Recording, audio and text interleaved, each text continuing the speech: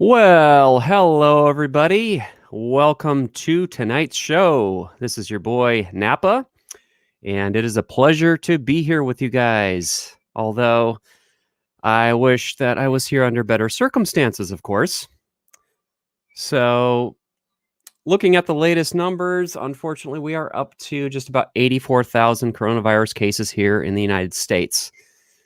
California is quickly becoming the epicenter of all this. I believe we have our latest is like 3,000 confirmed cases, and that number is rising. I think that number has been doubling roughly every 3 or 4 days, which exceeds Governor Newsom's projections that it would be doubling every week. So we are unfortunately dealing with a rise of that here. Our county, actually, Napa County, was the last county in the San Francisco Bay Area to report any first cases. In fact, we were quite behind on that, fortunately. But now we've got 6 confirmed cases in Napa County, and we have a resident population of about 110,000-ish people. So that's that. I will warn you, I am dealing with a little bit of an asthmatic cough. So if you hear me coughing, no, I do not have coronavirus. No, I am not dying. It is typical of me to have an extended dry cough for weeks, sometimes months after I've been sick. And as you know, 6 weeks ago, I was sick. And so I've been dealing with this very annoying asthmatic cough that just lingers and lingers and lingers. But I'm doing fine. And we're doing our best over here to not, get sick with this virus, and hopefully we can slow it down enough.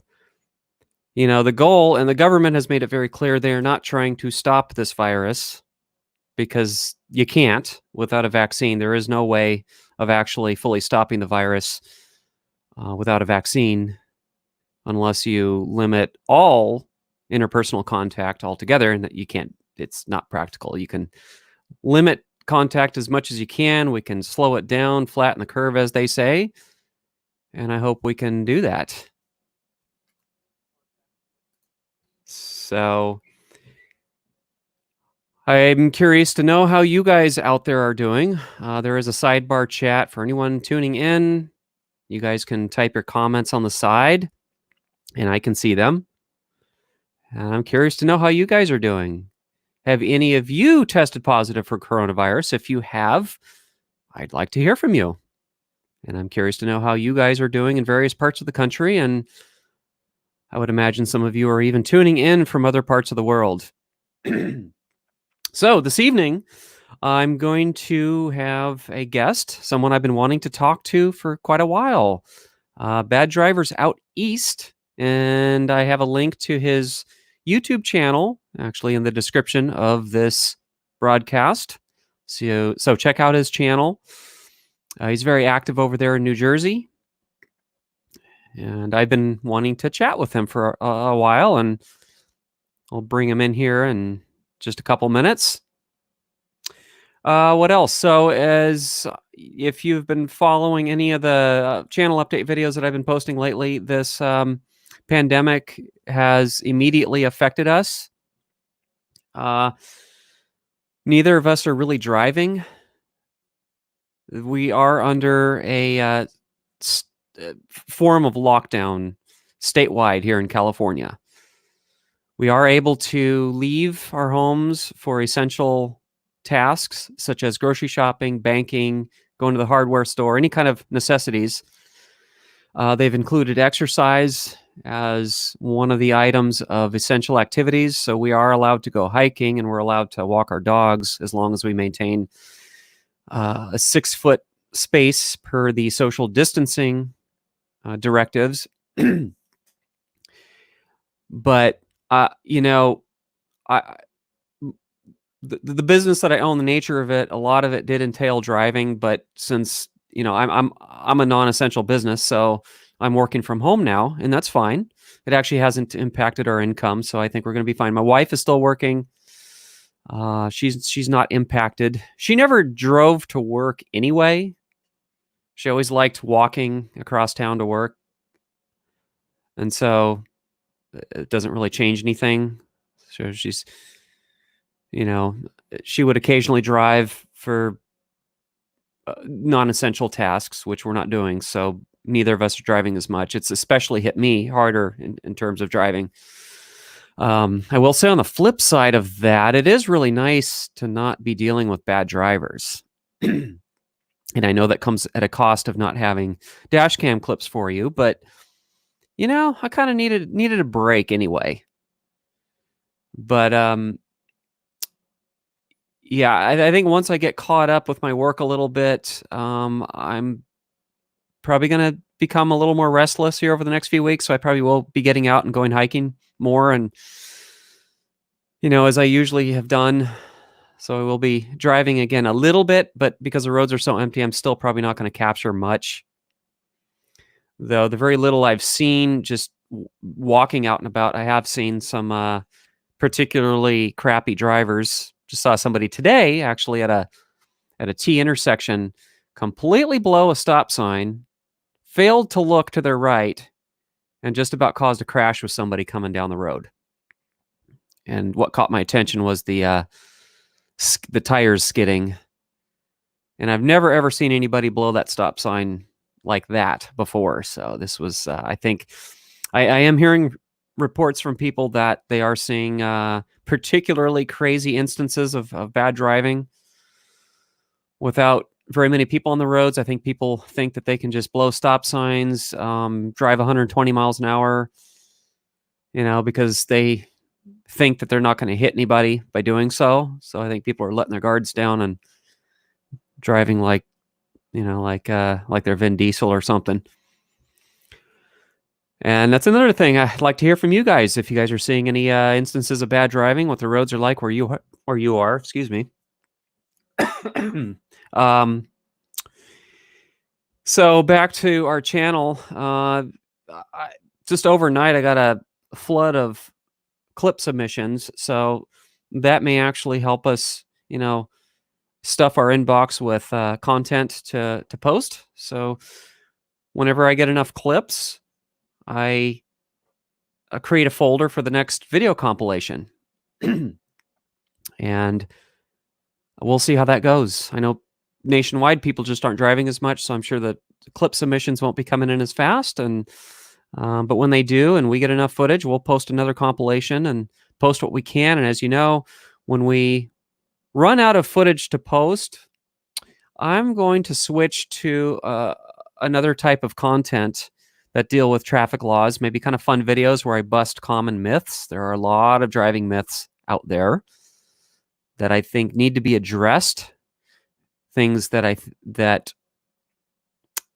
been wanting to address, as a matter of fact. So this would be a good opportunity for me to get those type of kind of fun educational videos out there.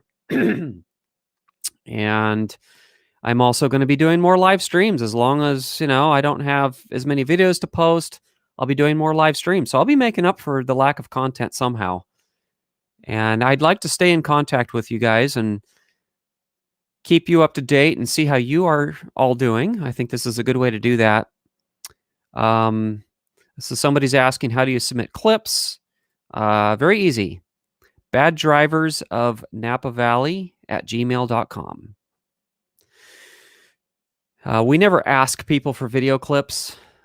We just, allow people to send them to us if they want us to feature them. Well, what we do is we, when I say we're actually a team. It's not just me that runs this channel, but there are several of us involved in this channel. So we review all clips that are sent to us, and we make sure that they pass certain criteria for us to post on our channel. Not all clips get accepted, unfortunately, but we accept what we can. Is there a limit to how many clips we send in one email? No, not exactly. I mean, you're generally not able to send a lot of megabytes through an email. There is kind of a limit depending on your email service. A better way to do that actually is to upload to Google Drive or Dropbox, and then share the clips that way by email. It's a much better way to do it, actually, especially when you don't have to worry about video compression and file size. And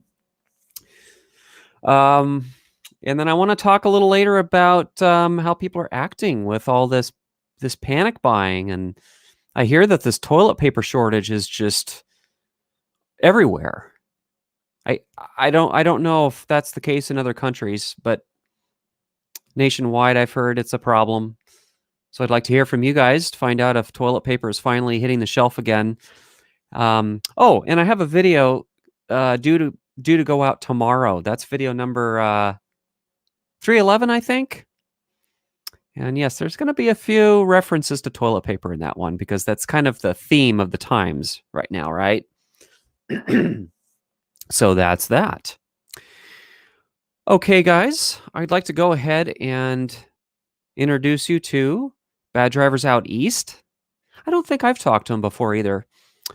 And yeah, let's bring him on in. So let me click on him, and he should be there. Hello, Bad Drivers Out East. Are you with us?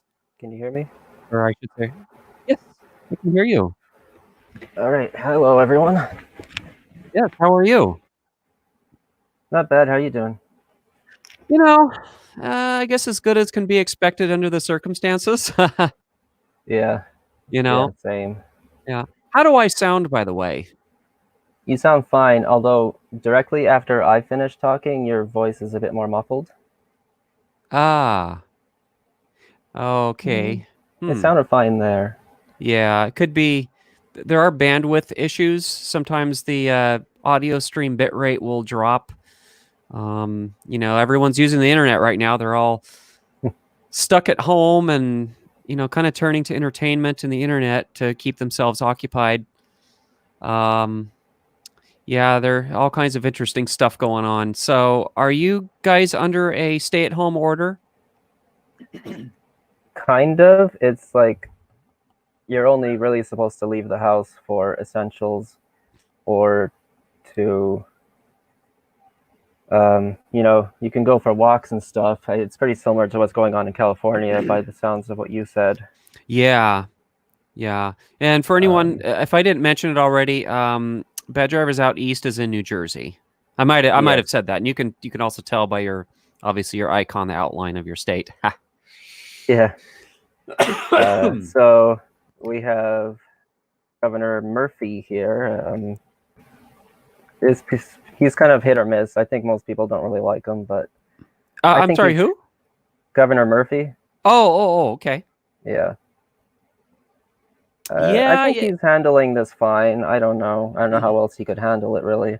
Yeah, I mean, we're dealing with something that our nation has never dealt with before, except for the 1918 flu pandemic, the Spanish flu. But those were obviously way different times.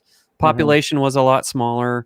We didn't have the technology that we have today. The type of demand on society was just different, and so and obviously we're dealing with a virus that we don't fully understand how it behaves.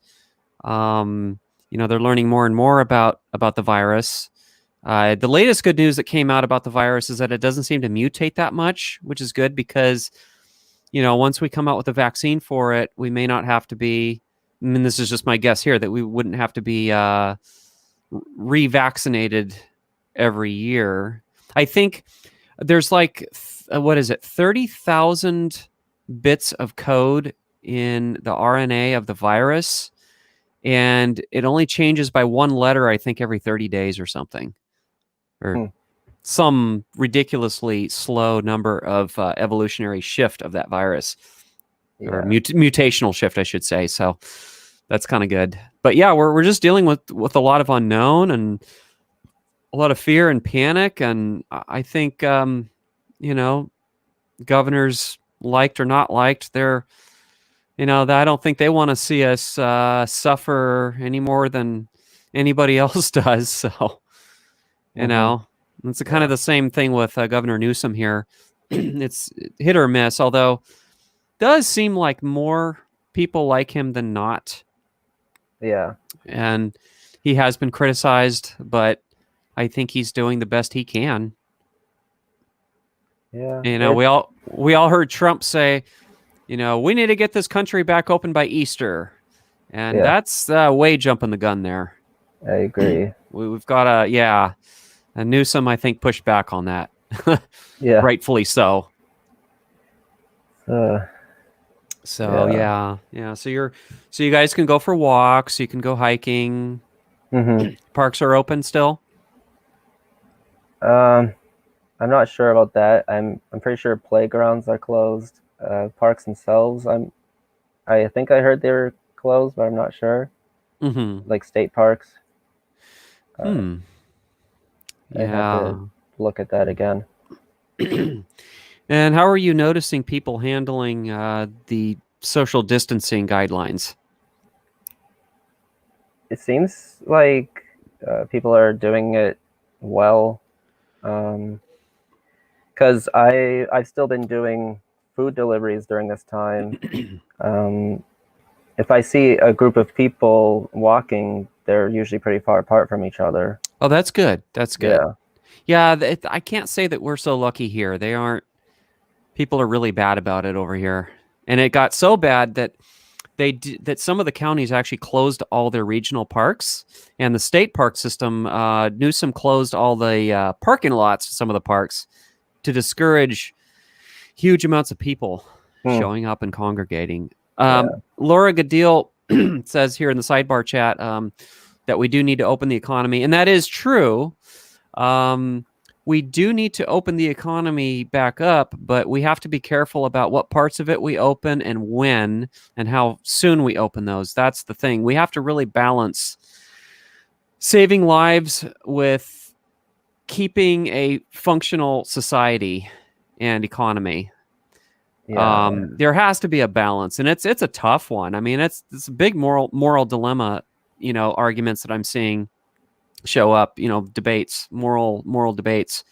hmm And I don't want to take any positions on that Yeah. because I I'm think not an expert, so I'm not going to say, you know, how much damage we're willing to accept on both sides, but realistically we can't prevent damage on both sides. There's going to be some damage on both sides. There's going to be lives lost, there's going to be damage to the economy. Some of it probably irreversible, but you know, I'm going to let yeah.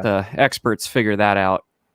Yeah. I think I'm with you on that one. I'm not really gonna take a side on. Yeah, it's just such a delicate balance because if you strive to make sure that not a single other person catches the coronavirus, then you'd have to shut down the economy, society to the point where you'd even have to shut down the healthcare system, which of course then you'd end up going backwards and the disease would just rage out of control completely. hmm But you know, it's really tough. It's really tough. It's like how far do we go with the bloodletting of the economy? I'm not an expert, but I don't think our country can last a year and a half. I think that's the high end of when they anticipate a vaccine will be out. It's like 12 months to 18 months, and 18 months is the high end. I just can't see our country surviving 18 months as it is here, as it is the way we're going. No, definitely I not. just don't know how, you know, I mean, there's already talk of some businesses here in the Napa Valley, which the industry here is wine and food. It's a hmm service industry. So it's hitting us particularly hard because all the wineries and restaurants are shuttered, and these are small businesses. So they're not like big corporations that have deep pockets. These are a lot of sole proprietors, you know, your small business owners, and a lot of them are talking about how if this goes on much longer, they may never ever recover. Yeah, that's the thing. I would say Yeah. this But virus is going to bankrupt more people than it kills. oh yeah, but at the same time we can't just open up the economy and allow everyone to travel and allow us all to get sick uncontrolled, you know, with no limits. So, Yeah, yeah. yeah, Um and then I don't think it's any secret that you're an Uber driver. yeah. And So is it, I heard that Uber itself, the entire company is suspended. Um, uh, Not as far as I've heard. I'm Oh, still. okay. I was out there earlier today, even just doing Uber Eats. Okay, yeah. Um, the Yeah. so Oh, yeah, I have heard that. Yeah. But is it still open to the extent that you can still, pick up passengers, drive them around?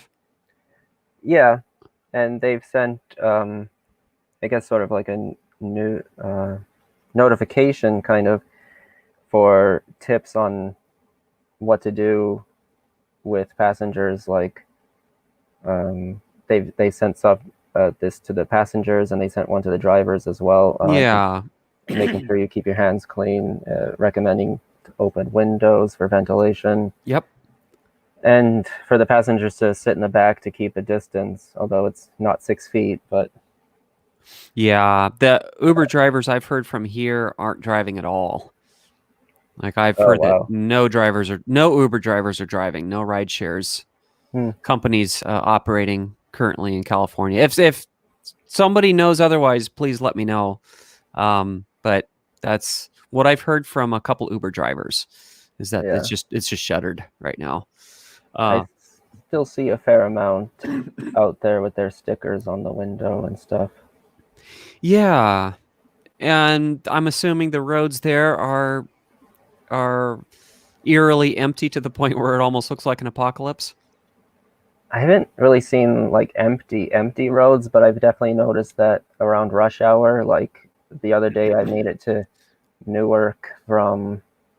Well, Newark is like the most populated city in our state, and Ah, yeah. I made it there at 5 o'clock in half an hour, which is completely unheard of. Yeah, that's kind of what we're experiencing here. Again, I haven't been out on the road much at all since Yeah. this started, but a week ago, yeah, about a week ago. Um, but I've heard from people that it's just crazy empty. Roads are crazy empty, even during rush hour. It's almost like a ghost town in places that are normally, you think of them as urban and freeways that are usually parking lots at certain hours. Yeah. Uh, we've tied our traffic actually several times in several different studies. We've tied the score with Los Angeles, and I think there was even one year where we exceeded Los Angeles on the amount of heavy traffic. Wow. So we've kind of gone back and forth on that a little bit, and they're just empty. It's like a ghost town. It looks like an apocalypse when you're out and about. I'm noticing in my neighborhood there's significantly less activity. I'm seeing more people, more families out riding their bikes. Even had some trespassers on our property today. Yeah, these kids Wow. just thought it would be okay to help themselves to our backyard, Oh. and I caught them coming out, but time I came out of the house, they were gone. They just disappeared down the street. It's That's like, what so the weird. hell? Yeah, it's weird.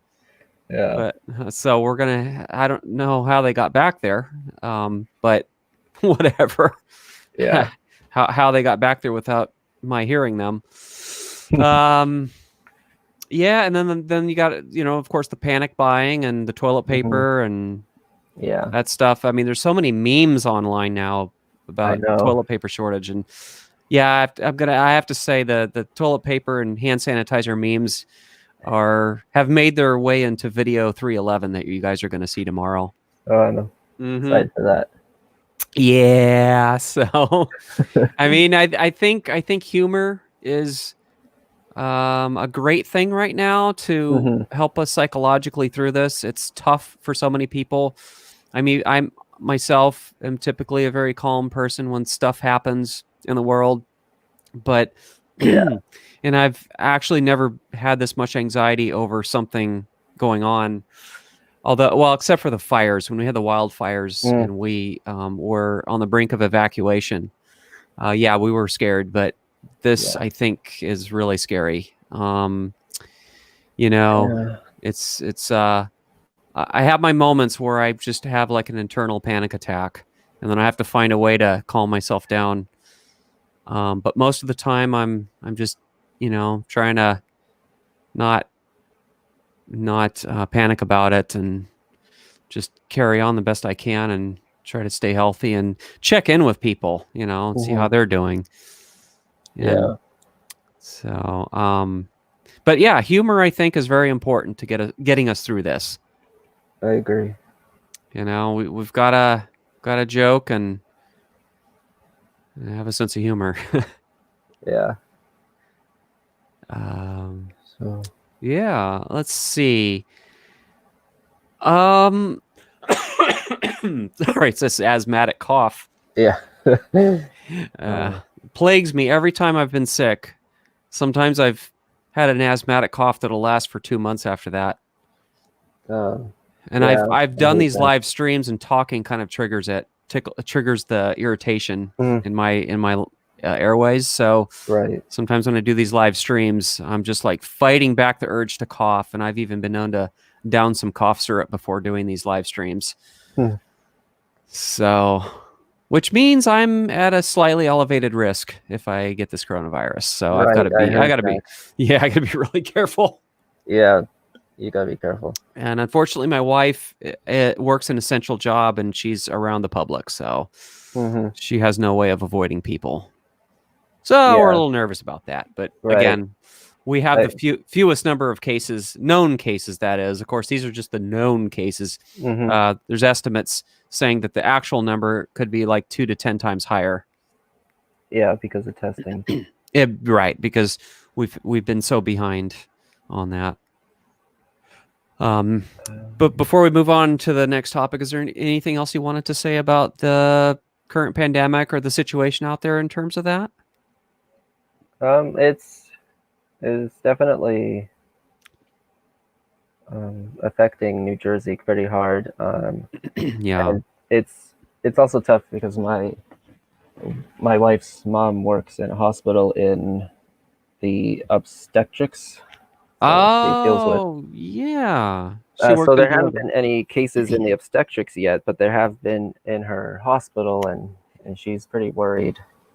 Uh, Yeah. and Yeah. she doesn't like that I go out even just to do food. So Right. I was wearing a mask today, and I was wearing gloves all week, Ah, and they've been requesting that I take a shower every time I come home now. So oh, wow. I take these precautions to sort of help ease that, and to also do my part in not being a carrier if possible. Right. Yeah. Yeah. It's like half our family friends actually. Well, I shouldn't say half, but a good portion of them actually worked in obstetrics. Mm-hmm. No, I come from a family of medical professionals, not Yeah. doctors. I'm not that lucky. Yeah. Same. No, I don't come from a family of doctors, but I do come Yeah. from experts in certain areas of the medical field. So they've all Mhm. worked in hospitals. They're all retired now, but Yeah. and they're all pretty much all of their family friends were like nurses and other worked in other hospital departments. But I Hmm. was I was the only one that didn't go into the medical field. Oh wow. I thought about it when I was younger, but Hmm. you go through all these phases when you're a kid. Well, everybody starts off they want to be an astronaut, right? Then they want to be a cop, and then they want to be a airline pilot, and then they want to be whatever, but it's like go through all these phases when you're a kid about things that you want to be. Hmm. What do you want to be when you grow up? So, yeah. So yeah, I've been wanting to talk to you for a long time. I don't think I haven't had you in a stream yet, have I? No, this is actually my first live stream ever. So Oh, cool. yeah, Cool. So it was a pretty straightforward process joining. yeah, no problems at all. Good. Yeah, so the old system that I used up until like the last 3 live streams, we were using Google Hangouts. Hmm. And Google has retired Google Hangouts since that point. But it was a kind of a glitchy program, actually. It Hmm. wasn't as straightforward, and you had to jump through a bunch of hoops to get in, and it confused people, and you could only use it with Google Chrome, or else it wouldn't work properly. And so when they retired that, I kind of panicked, like, oh God, what am I going to use as my platform to live stream? And then these young techie guys came out with this program called StreamYard, and it's not a local program. It's web based, and you create an account. They give you 20 hours free per month. Super easy. They give you a little code. You're in. You're streaming. I love it. I like it far better than I did Google Hangouts for many different reasons. So it's kind of a blessing in disguise when they changed that. Yeah. So so you're originally from Canada, eh? Yes, yes, I am. You caught that. Yeah, Yeah. So you're originally from I think Calgary? yeah, Calgary, Alberta. Calgary, where Snowcat is from. Yeah, I didn't even realize that until much later because Mm. I didn't watch him. So How did you find out about Snowcat? I think I had seen it in the comments. People were referencing him, and Uh-huh. I thought, and then I think he came up in my recommendations one time, and I checked him out, and I was like, no way, this guy's from Calgary. Yeah, yeah. Yeah. So did you watch very many of his videos? No, I only watched the one. It honestly, I didn't interest me that too much. Yeah, he's a motovlogger. Motovlogging doesn't appeal to everybody, and I Hmm. can certainly understand that. Yeah, I find him a very entertaining fellow. So I haven't lately been able to watch his videos. I've just been too busy, but I used to Hmm. watch his stuff all the time. And but yeah, he's one of the most talked about, if not the most talked about motovlogger. Huh. I don't think he's been posting as much, but yeah. Mhm. Yeah, that's So, pretty interesting. but there are a few other dash cammers that are from Calgary. Yeah, I know of a few. Unfortunately, there was one I was following that hasn't posted in a long time, and now their banner, it looks like their car is totaled. So Oh, um, it was a Charger too. It's a shame. oh God. So yeah, Yeah, but yeah. there's a few that I've been following, but they don't post very often. No, no. Yeah. Yeah, there's I think he's a Canadian dash cammer. He frequently tunes in to these live streams actually that I do. And I haven't seen him yet in the sidebar chat, but his username is JWirl, Oh yeah, JWIRL. I saw him in the chat earlier before I was put on. I think he's in Edmonton Yes, somewhere.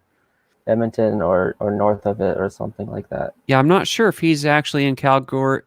Um, Yeah, there he is. oh, excuse me. I meant to say somewhere in Alberta, rather Yeah, than I meant because obviously Edmonton is one of the two major cities in Alberta. But yeah. yeah, Oh, yeah. there he is. There he is. Yeah. Yeah.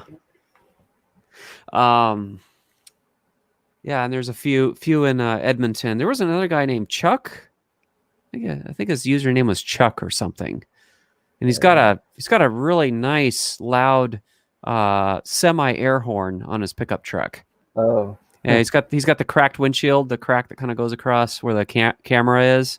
mm, that's very And common in Alberta. yeah, he used to post videos. He'd ride with his wife or girlfriend a lot.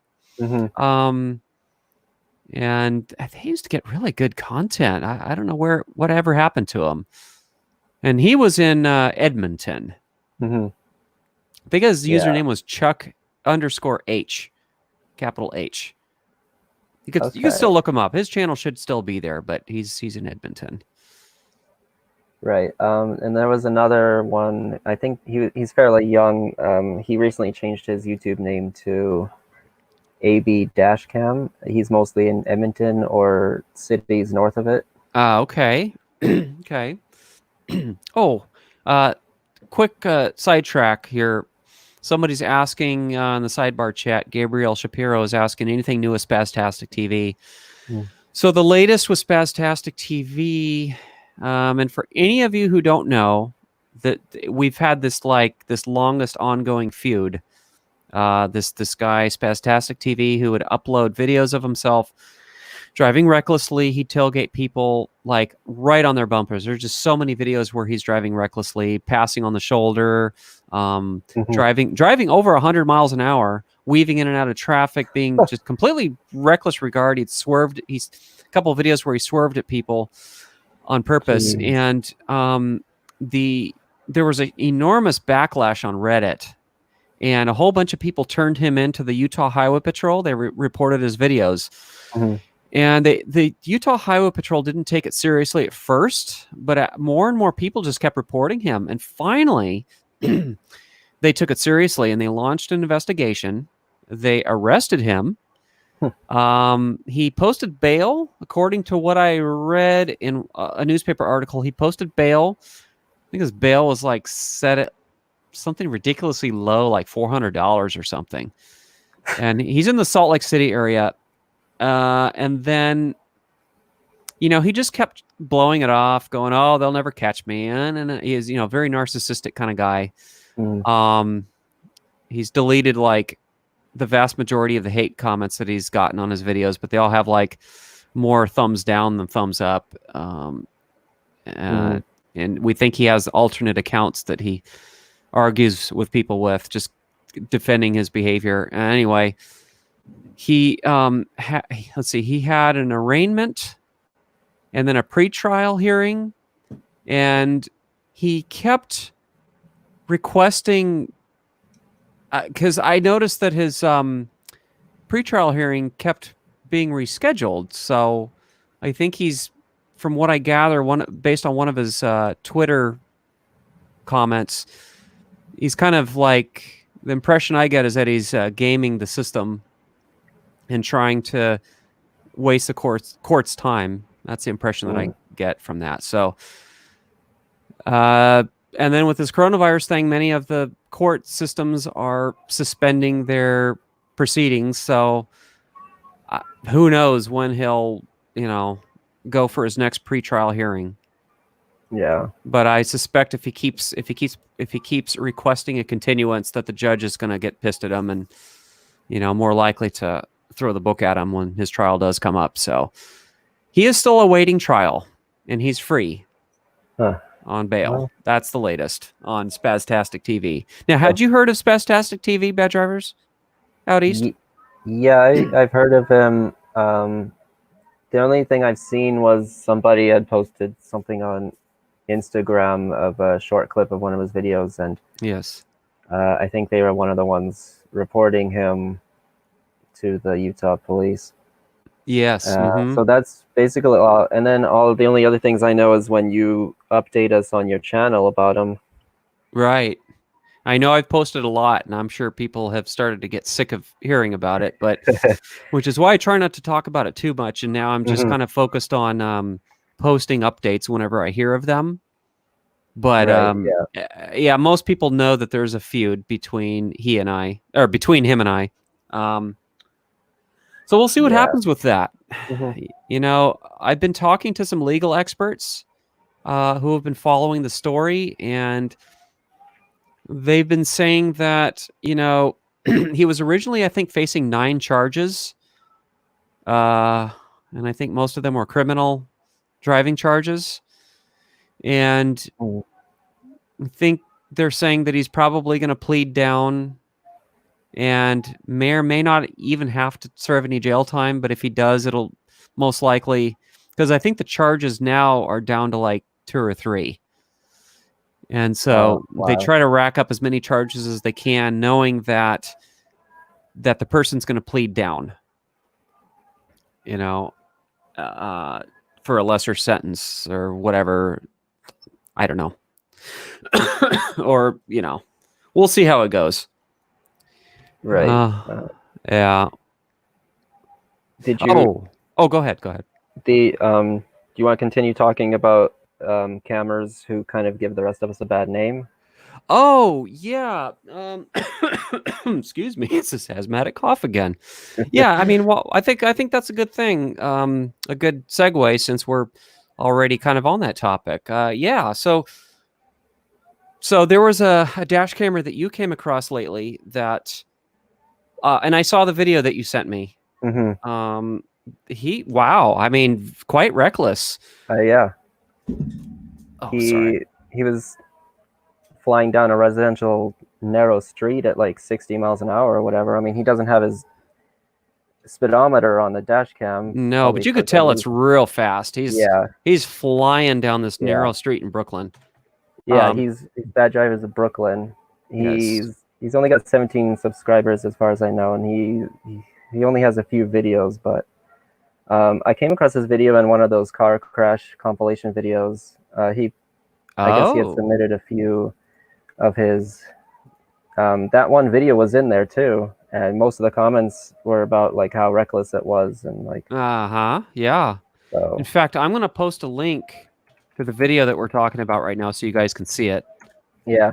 So he posted it because as he's flying down the street at like 60 miles an hour, someone pulls out in front of him and he's the victim. Right. Makes himself Yeah. the victim. Yeah. Yeah. Here we go. Okay, guys, that is it. Yeah. So, yeah, and quite frankly, it's quite a stretch for me anyway to blame the person who pulled out in front of him because they probably looked in the rearview mirror, saw that he was, in the distance and figured they had plenty of time to pull out, considering how fast people typically, or how slow people typically drive down that street. Yeah.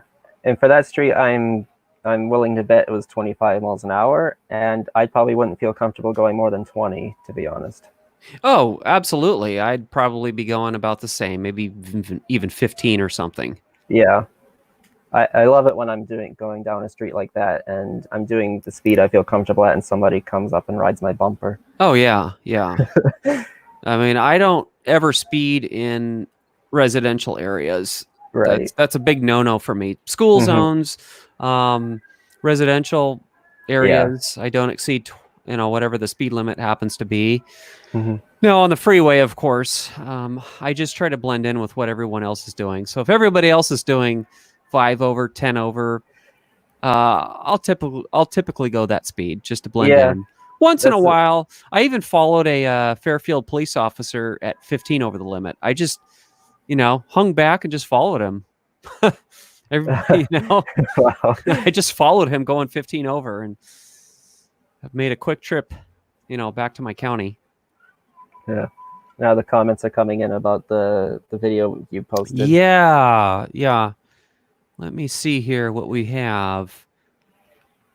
Yeah, I mean, it's pretty hard to deny that wasn't reckless.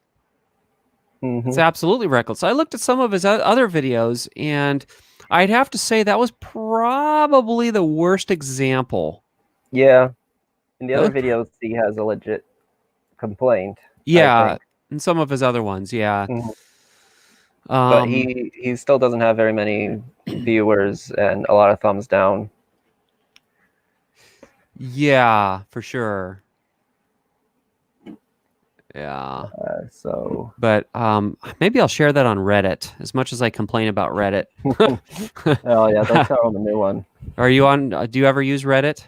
No, I just know from when you talk about it, like they're always on your case for mundane things. Oh, they're on everybody's case for mundane things. I have to say, they Roadcam, especially. I don't know about the other subreddits, but Roadcam is particularly brutal. You could post a video about rainbows and lollipops, and they'll find a way to blame the camera. Yeah. I thought about doing a video mocking Reddit Roadcam. Saying a hurricane strikes the South Pacific. It was the camera's fault. Somebody tripped and fell on a sidewalk in Europe. Oh, it was the camera's fault. Right. Like anything you could possibly blame on the camera. and that seems to be does seem to be the whole camera's fault mentality over there. But I will say that there are quite a few Redditors that are fair and won't, enter into some of those ridiculous arguments. Yeah, it's the same thing when you watch car crash compilation videos. Like a lot of the comments, they really don't seem to understand that the what you see is a lot further than it actually was in real life. Right, So exactly. they always say, "Oh wow, he could have easily stopped," or you also don't see how hard someone had to hit the brakes usually. Yeah. So they say things like, "Oh, he could have stopped. It's all his fault," even though that guy pulled out in front of him. It's like, Yeah. yeah, I I've all but given up trying to correct people on the dash cam distortion and all that. Oh, I haven't. You know me. I'm I like to set people straight. Right. I really do. People who are blatantly wrong, I am very quick to set them straight, and I don't know. I just don't hold back on that. Let me see here. What do we have in the sidebar chat? Are you actually doing a face reveal? Oh, I don't know if they're talking to me or not. Okay, Buster Mobile asked, do you know of Ashley Neal's channel? I don't know who Ashley Neal is, so you'll have to tell me who Ashley Neal is. And a lot of people saying hi to us. So hi, Mr. Neem. Hi, Nature Recycle Florida. Hello. There's somebody else that said hi. Now I can't find it. It's starting to go by too fast. Yeah, someone else. Central Jersey. Slurring my speech now. I'm drinking a beer, but I'm just kind of, I typically have a glass of wine or a beer while I'm doing a live stream. Corona. But he says no. No. Let's see. He says, I just delete comments when they say it's my fault. Well, there you go. You have the freedom to do that. It's your house, your rules. But exactly. No, my wife got a ton of free beer. She gets a lot of free stuff. It's amazing. She has people just drop by and somebody dropped by and gave her an $80 bottle of whiskey.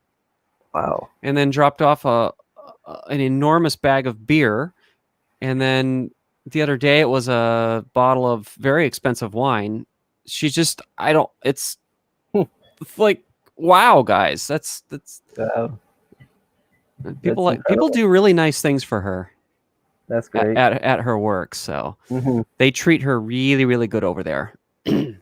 And her customers are just very generous and give her a lot of expensive stuff. I'm just like, my jaw drops to the floor every time she comes home and is like, well, so-and-so gave me this $80 bottle of whiskey. I'm like, oh my God. Maybe I should go work there. Exactly. Oh man. But some of this beer that they gave us includes a lot of real cheap stuff that I don't normally drink, because personally I like very flavorful beer, heavier stuff, darker stuff. I don't normally go for the really light beers. That just typically isn't my thing. So, but yeah, I'm not much of a beer person myself. Yeah, I like my beer and I like my wine, and I do like my, I guess, $80 bottle of whiskey now. No, but I do like a nice fine whiskey. Yeah. So I like the occasional wine. And I do like cigars, but I'm definitely not smoking any cigars till this pandemic is over, because I don't need to weaken my system any. So. Right. Yeah. They recommend not smoking. Yeah. I mean, I don't smoke, when it comes to cigars. For me, it's been mostly just like maybe one cigar every couple months or something. Once a month, once every 2 months. So it's not like something I do frequently anyway, but I'm not a smoker in any other way. I don't, everybody I know my age smokes marijuana, but I'm like one of the very few people that don't. My wife neither. We just never got into it. Cubans, Yeah. yes. Oh, yes. Somebody did. Um, uh, a family member was generous enough to bring me a box of Cuban cigars, and I did enjoy them very Oh, much. nice. So, yeah, yeah. Oh no, no chewing tobacco for me. No, thank you. Yeah. Um. Oh gosh, what were we talking about a second ago? Uh, I went off on a tangent and I threw myself off. were we talking about the cameras that kind of give us a bad name? Oh, right. So, yeah, to all the cameras that give us a bad name, stop it. Just stop it. I know. We don't need. Yeah. We We get don't. enough flack as it is. We do. Yeah. Oh There's my. some people that seem to have like a personal vendetta against cameras, and I don't get it. Well, okay. So Spastastic TV was actually one of them. Even though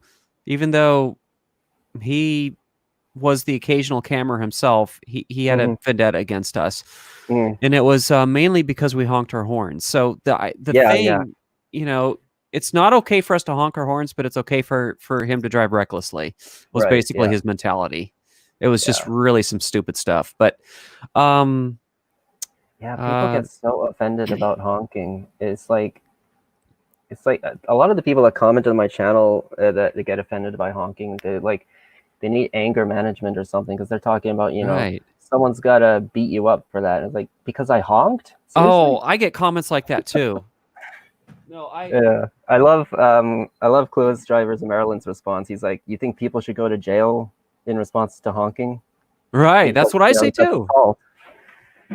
Yeah, I mean, we have cameras, so okay, if somebody is stupid enough to want to beat us up or try to beat us up, you know, the camera's going to catch what they're doing. That's Mhm. evidence against them. I mean, how stupid can somebody be? Right. Although I Yeah. have seen a lot of videos out there where the camera, knowing they're on camera, doesn't seem to stop them from going ahead and trying to attack somebody. But they Yeah. are, Yeah. I'm not going down without a fight for sure if somebody wants to get violent over honking. Right. Yeah. So I recommend everybody go out and take some sort of martial arts class. I Hmm. think it's a valuable tool, a skill, I should say. I think it's a valuable skill to know some form of self-defense. Anything is better than nothing, because there are a lot of crazy people out there that you know act like they have nothing to lose. And if anything, any self-defense skills that you can learn, and I'm talking about hand-to-hand combat. Hmm. I'm not going to make any recommendations about what other types of defense to carry, because there are so many different laws in different states how you can Yeah. use those tools that I'm not even going to go there. Hmm. But just in terms of knowing how to defend yourself using your own hands and feet, is valuable. Although it's always better to run away if you can. Yeah. Only Exactly. use self-defense as a very last resort. So what they taught us, I learned kung fu and karate, and what they taught us is fighting should always be a very last resort, very, very, very last resort. Who cares about ego and trying to be a man, and stand up to the guy, all that Hmm. crap. Run away. That's the best thing you can do. Get Yeah. out of the situation. Flee. Fleeing is your first line of self-defense. Yeah. Exactly. So that's always the best thing. And it teaches you discipline as well. There are a lot of different things you can actually learn from taking self-defense classes. Learning karate and kung fu, you learn discipline. You learn how to stay calm, how to keep calm in stressful situations. So, which I think now more than ever is a great skill to have. Yeah. So Exactly. somebody asked, let me go up. Somebody asked how long have I been married? I've been married 13 years. And then they had another question that I can't, it's way up there. The chat's going by too fast that, I've been looking for it for ages. But anyway, yeah, 13 years. Wow. And you're married also. Yes. So we're both married. Yeah. 5 years. It'll be 6 years in July. Cool. Cool. Yeah. Believe it. Cool. Cool. One child, she's almost 2, and then another one coming around the same time as her birthday. Yeah. Yeah. Let's feature. I'm going to feature some comments here. That's another. I forgot I can do that. Yeah. I can click and feature certain people's comments. We also Oh. also trying something a little. I added something new actually to the ability to, with streaming. We've never had this before, but it was recommended to us that we add super chat and super stickers to the streams. So I did that. Added that ability. There's a little dollar sign underneath where you type, your sidebar comments. And anyway, Yeah. I'm sure people who are familiar with streaming knows what a super chat and super sticker is. But anyway. Clueless Drivers in SoCal is asking you if you've seen Rhode Island Dashcam. Yeah, I follow him. He's pretty funny. Do you follow him? Yes, I do. Actually, he submits some footage to me from time to time. Oh yeah, I think I've seen a clip or two. Yeah, he gets good stuff as well. Yeah, he's also an Uber driver. Yeah. Let me just mention a Twin Cities Metro Dashcam. Yes. After this live stream is over, people can go back and watch it. So anyway, carry on. Yeah, like Clueless said, the accent makes it so much better when he's yelling at a driver. Yeah, I love it. I love it. It's like a what's the word I'm looking for?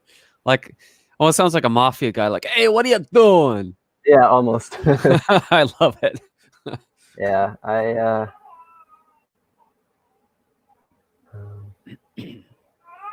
yeah. So I might need to step away for a minute and see if I need to maybe move locations or something. Yeah, that's perfectly fine. Yeah. All right. So I will. Can this happen from mobile? Yeah. Good question. I would think so. Okay. I don't know if I've had anybody join, but just be real careful your camera doesn't come on, the selfie camera. That's the only thing you got to be careful of, or your other camera for that matter. Yeah. Okay.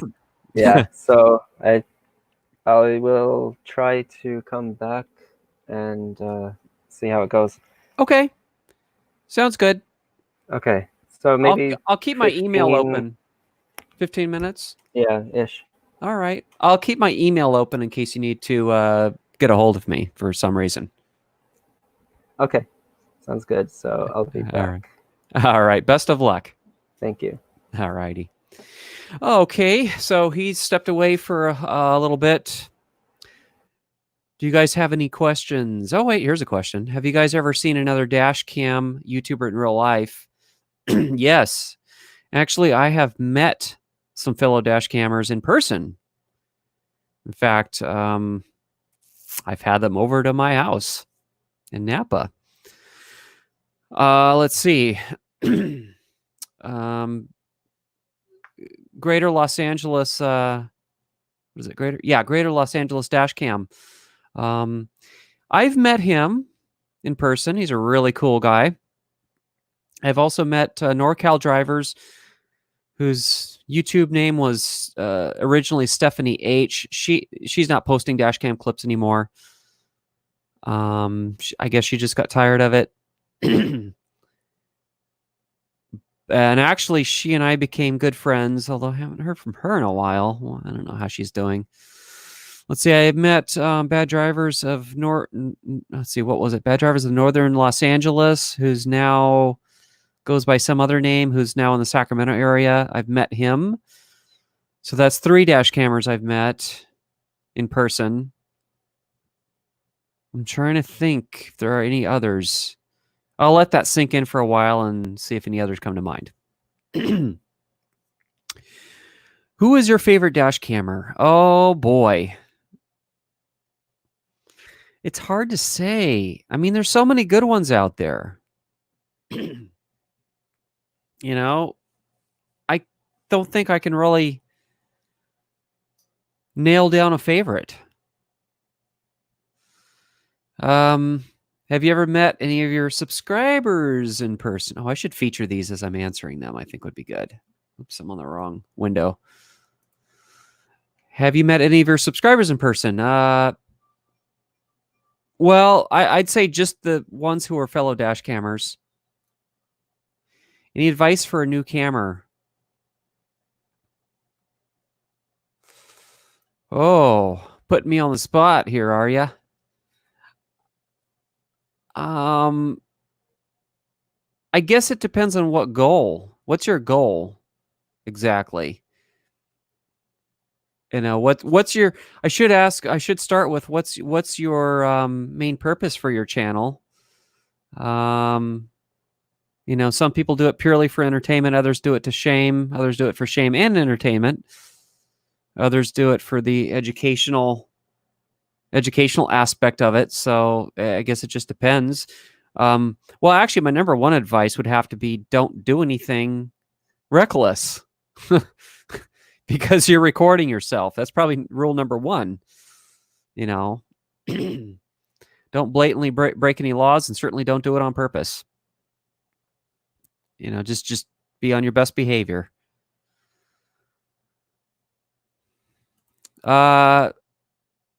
Gabriel Shapiro asked, do you know what happened to the camera who alternated between Michigan Dashcam and Orlando Dashcam? No, I don't.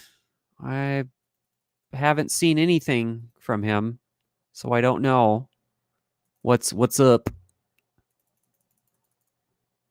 Okay, where am I now?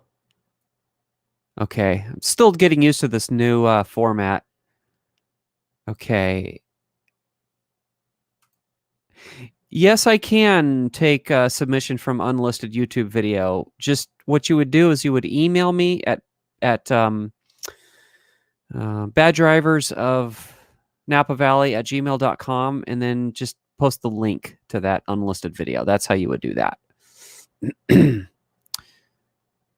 Okay, let's see what other questions are here.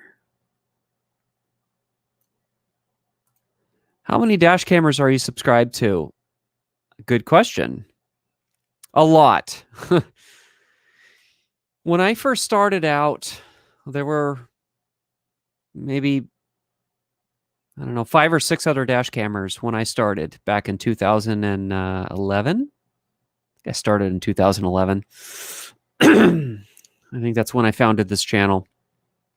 Yeah, it was just there was Bad Drivers of Portland. There was Our Extinction was the other one. Oh, there were a couple others. I don't remember who they were. And then just the list has steadily grown. But I've come to a point where I haven't really, I'd say in the last year or two, I haven't subscribed to any new dash cameras only because I don't have the time to watch them all. I have been running 2 different businesses and trying to run a dash cam channel at the same time and trying to take personal time for myself that I don't have time to watch as many dash cam videos as I would like to. But I do watch them. I watch what I can watch. But I just don't know. There's now hundreds of dash cam channels, and I can't realistically subscribe to all of them. Is Vista Dashcam Drive a black truck? No, I think it was a maroon Mustang. Although in his earlier videos, it was an older Mustang. I don't know what color, but it was an older one, and then he recently got a maroon color Mustang.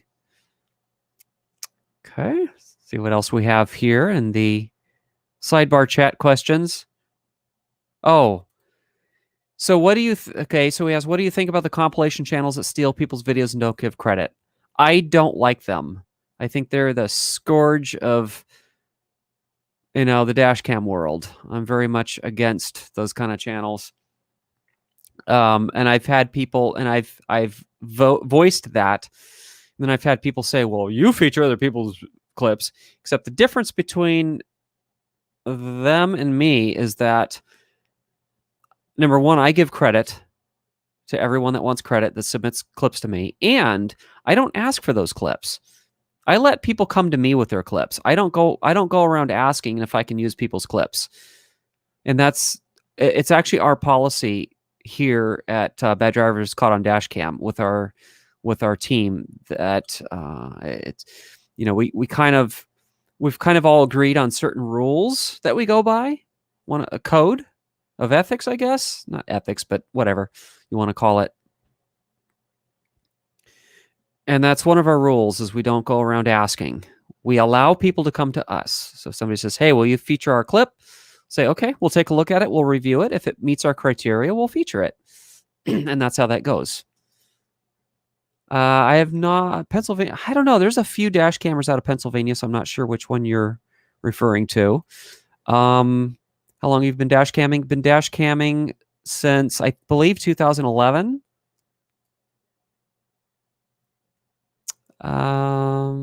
Let's see here. Little mistakes. That's fine. Okay, I'm just going through your questions here. What is your favorite car brand? I think I think Toyotas and Hondas are historically the most reliable cars. Reliability is at the top of my list. I've been guilty, though, of not owning cars that are the most reliable. But I think, I think Toyotas and Hondas are great for that. As far as having a car that for another thing for me is I like having a smooth ride, and I have to say I've always been fond of the Ford Crown Victoria. I've always wanted a police interceptor. I thought that would be a great car to own. Nice smooth ride. So I used to drive limousines, and I really fell in love with the big, boats of cars. Like something with a very smooth and quiet ride. My dream practical car. That is a good question. I'd actually have to say maybe a Lexus IS series, because Lexus, obviously being basically Toyota, very reliable brand. And I think the IS does have engine choices that are more practical in terms of gas mileage. So you get performance, kind of a balance between performance and gas mileage and reliability. So I'd have to say maybe a Lexus IS series. I don't know. I'm not a huge car person, so that's just... Have you heard anything from Bad Driver Southern California lately? No, I have not. I know that he's very busy, and there was a period of time where he didn't upload anything. I think he went like a year and a half one time without uploading. And there were these rumors that started circulating that he died. I'm like, what? No way. And then I heard from somebody, one of my friends actually, was in contact with him and said that no, he's very much alive and well. He's just busy. Just, had to put his dash cam channel on hold so he could,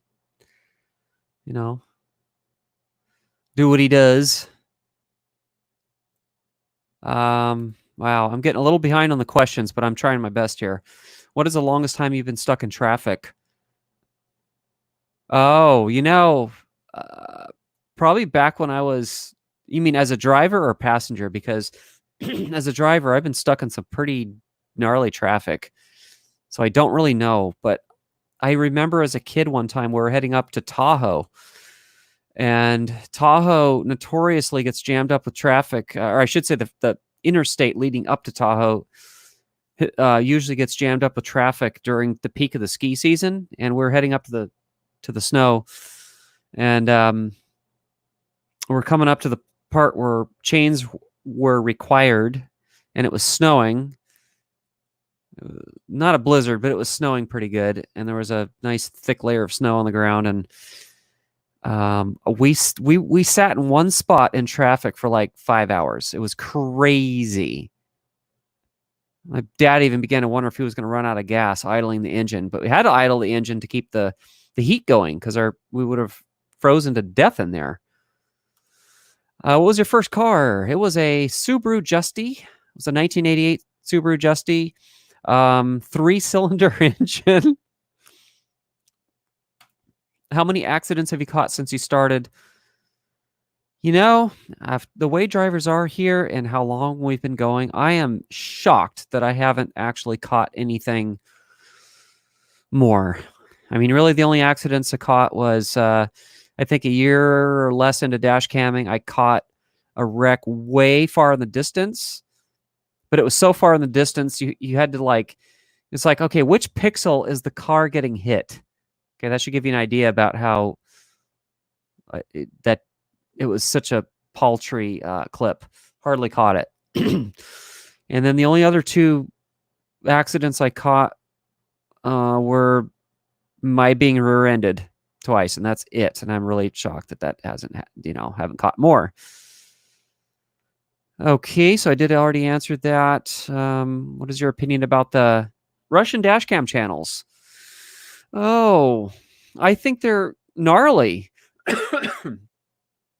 They're the drivers there are definitely seem to be more lawless than we have here. If we're to use what we see on the internet as a guide. Either that or it's just that the really bad ones get all the attention. So I don't know what it's really like to drive on the Russian roads, but anyway, I think they're crazy. The clips that come out of Russia, they're highly entertaining, for sure. Have you lived in California all your life? No, I have not. Go down the questions here. Okay, let's see what we have. I'm getting there. I was a little behind on questions, but I'm just kind of... Oh. Is that brownish car you always drive reliable? It has been very reliable. I have to say, I really haven't had any major repairs. So, yeah, I'd say so. I'd say it's been a great car. What is the most miles you've gotten out of a car?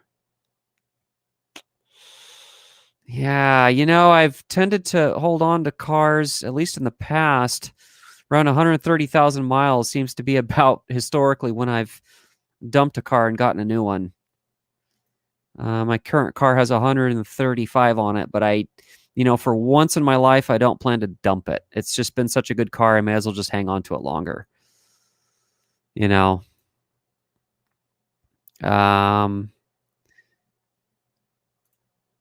you heard anything about Dashcam Driver HD? I don't even know who that is, to be honest with you. I haven't. Okay, let's see.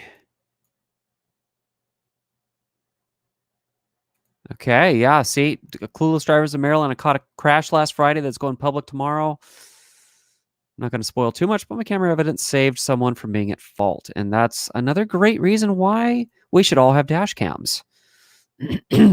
Austin asks, speaking of that accident, Napa, did you end up getting a nice new car? No, mine was not totaled. In fact, I had very minimal damage. You'll see that the first rear ending looked violent, and it certainly felt that way. But it just it cracked the outer part of the bumper slightly. That's it. That was the extent of the damage, and I told him not to worry about fixing it. I said just leave it. It's an old car, just leave it alone. Okay, what do we got here? General, just reading some of your comments. See what else we got. It looks like I am caught up on questions now. But yeah, it looks like bad drivers out east. is back. So I'm going to go ahead and add him. Uh, It looks like he's in. Hey, you're back. yeah. Oh, I have my headphones in, but it's coming out the speaker on the phone. Don't you love technology? Yeah. So I wonder if then it's on the microphone of my phone as well. I don't know, but you sound good. Okay, that's good. Yeah. Okay. Um What did I miss? oh, nothing. I was just going through answering people's questions. So Okay. you'll probably have to if you want to find out what questions answered, you'll probably have to go back on the live stream after it ends and we'll watch after the Yeah. fact. But yeah, it was just questions like what is your favorite car? Are you still driving the same car that you had back then? Has it been reliable? And what advice do you have for dash cameras, that sort of thing? Okay. I have to take a quick break. I have to step away for about a minute. So I'll let you take the reins here and Okay. talk to people in sidebar chat if you want. So, folks, I will be right Okay. back. Let's see if I can still get to the sidebar chat while being online. Okay. Just a minute, guys. I'm getting to the video live stream.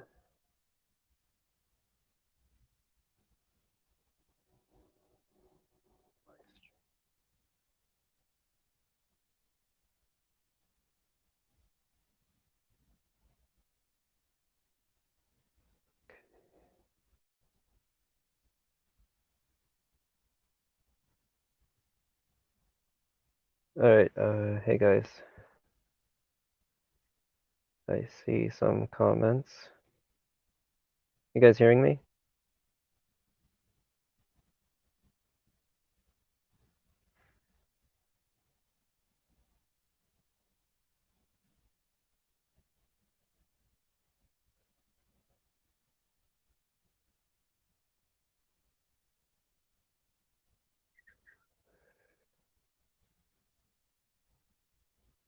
Okay.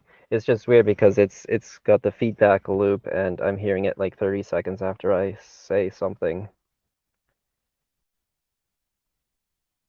So that'll be interesting trying to not talk to myself.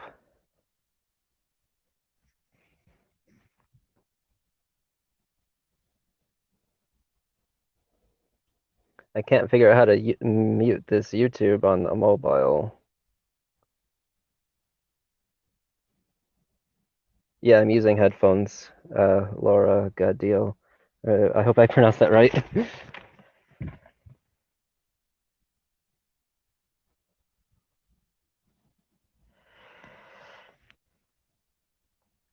All right, anyway, have any questions, anyone?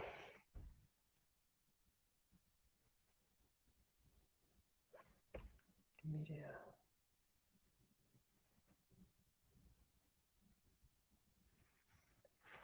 There was a beeping noise. Bean guy 008.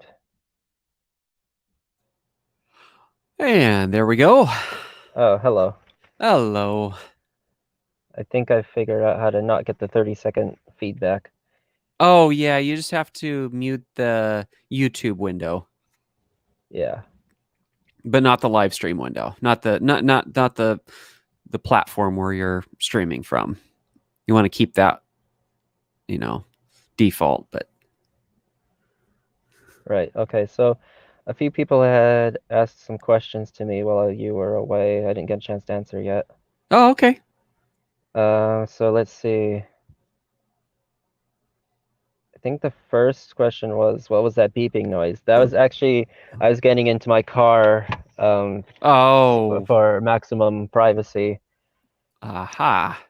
Um, then we had, how many miles do I drive a week? Well, I do at least 100 a day when I'm doing Uber. At least, usually. Oh, 100 a So week, yeah. 100 per day. Oh, 100 per day. Wow. Yeah, That's a lot of driving. it is. Oh man, Um, what's my opinion on VWs? I think they're nice cars, but they're they're very nice cars. usually uh, so we got Oh, how soon? your voice actually got scrambled when you were answering that one Oh, I said about the VWs, that they're nice okay, cars. but they're usually not driven by nice people. Right, I have noticed that around here. And it's so funny when you answered that question, you said, "This is how it sounded." I'm not kidding you. It sounded like a rap song. It went, What? "You're all, I think they're nice cars, but beep beep beep beep beep beep beep beep beep." It actually did that. It Oh, actually stuttered and replayed one little snippet of audio back to back really quick, and it sounded like a I don't know, some sort of like funky song or something. that's so weird. But yeah, you're right. I've noticed that about VW drivers. Yeah, I never really picked up on it until I posted that video like a year or two ago of that guy who kind of cut in at the parking lot and then he honked at me.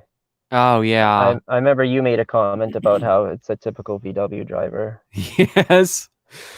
Yes, I did. And then Uh, after that I started noticing it more. mm, But honestly, aside from the few obvious ones like BMW and uh, Prius drivers, I don't really feel like there's any particular type of car that bad drivers happen to drive. me It neither. just seems like it's all of them. Yeah, I think you're right. It's pretty much all of them. Although there is one stereotype that studies have shown holds a little bit true, and that's BMW drivers. Hmm. Actually, there was more than one study on that I that wonder show why that that is. BMW drivers tend to be a little more ragey, a little more aggressive, more likely to Huh. break the rules of the road. Yeah, there were several Uh, studies that I could cite well, on that one. well, that bad driver is a Brooklyn guy who's driving a BMW. And then somebody Uh, asked, "How soon will you be caught up on footage?" I That question might have been meant for both of us. I don't know, but I'll let you take that one uh, first. okay, so to give you guys perspective, on Wednesday, I believe episode 136 went up, and I've lately been scheduling videos to go up twice a week, Wednesdays and Saturdays. Um, right now, the latest video that has been scheduled is for April 29th, and that's episode 146. I am about halfway done editing episode 147, and as of last night, I had caught up on footage. I ran out of footage to edit, but then I got some more today, so Yeah, you're definitely doing better than I am in that department. Because as everybody knows, neither my wife nor I are driving much at all. At least yeah. this last week. So, Hmm. obviously, I have video number 311 coming out tomorrow, assuming everything goes well and we don't lose power or something stupid. And then Hmm. video 312 will probably go out in a couple weeks. I kind of want to space things out a little bit because I am a little busy with other things. So that kind of gives me more time to craft video 312. And then I've got a deleted scenes compilation that needs to go out. So that'll probably be a week or two after that. But in between, I'll probably do a live stream every week now. At least till we're, at least till we're not all hunkered down in our homes. Because I have a little bit more time to do that. So I'll be doing that. And then, of course, doing some other types of videos to fill in the gaps. Yeah. So, oh, and then someone has a question for you. What is the worst Jersey slide you've ever seen? I still think back to, I think it was my first episode I ever did. There was this crazy person who I think It was a construction zone at the time, so they had the solid lines, and I think it was the Garden State Parkway. And at this section, I believe there were 5 or 6 lanes because the toll booth we had just gone through the toll booth. I believe they were all the way in the left lane. They made a beeline for the exit, and then they made a beeline back Oh, to the left lane. oh my And gosh. I think they wanted to exit, but then they realized it was the wrong one or something. It's one of my first clips I ever put on video, and it's truly incredible. Every time I watch it, I'm like, wow. Oh my gosh. So And then Bad Drivers of Austin is asking you, yes, he is an Uber driver. Pretty much what I asked you already. Are you Ubering at all during the pandemic, or are you keeping away and staying in? yeah, at first I had been continuing to drive, but with extra precautions, like um, my modifications had slowly been getting more and more. Like at first, I was wiping down the car with Clorox before each shift, and then I started doing it several times per shift, and then I switched to doing just food starting this week, and then also starting this week, I started wearing gloves, and then Yeah. today I started wearing a mask, and I'm honestly not sure if I'm gonna do it tomorrow or not because I kind of feel like with the mask on, it was hard. Yeah.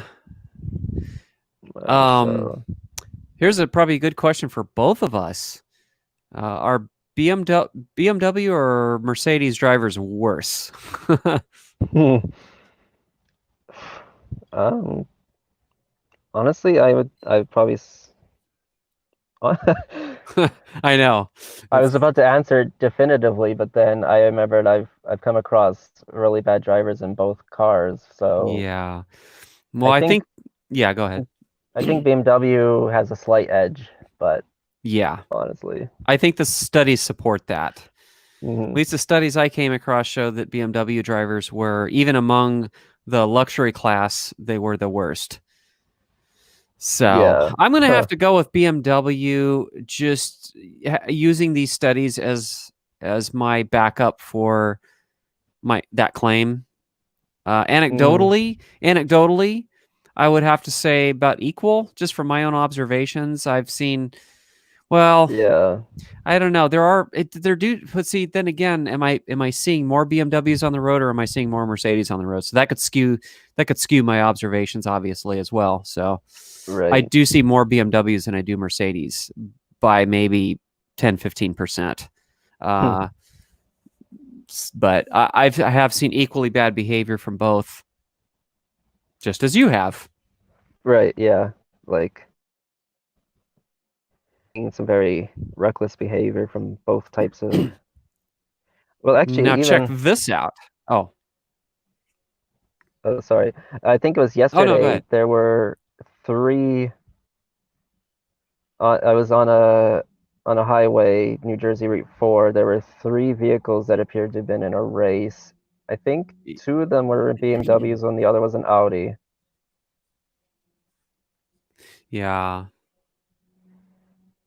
yeah. I've So, also seen equally bad things from Audis. Those are the most common luxury car in our area, are Audis. mm, Now look what Headless Chicken says, and I'd have to agree with him. Especially in the last 5 years, I've noticed this, especially that pickup truck drivers are more racy and aggressive. Not racy, ragey. I'd say ragey. I'd say yeah, maybe not so much aggressive. I've seen more aggressive behavior from cars than trucks, but in terms of being ragey, lately, especially, it seems pickup truck drivers are the worst offenders in terms of getting real mad when you honk at them, brake checking, just otherwise just getting real pissy. yeah, Yeah, and this is supported here, J World. Most pickup drivers get just as ragey, mostly in Alberta though.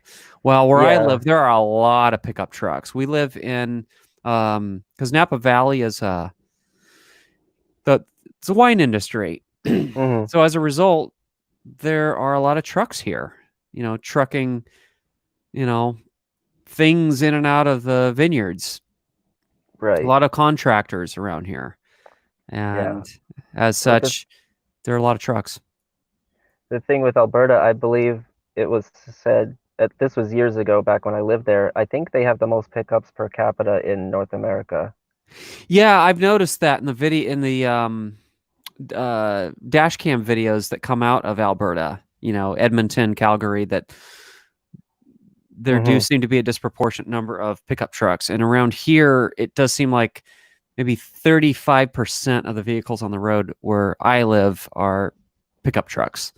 Yeah. Because And the industry requires it here, and hmm there, I think the reasons up there are a little different, maybe due to the four-wheel drive, the handling abilities, and winter weather. uh, yeah, and a lot of people just like to have trucks because it's the culture.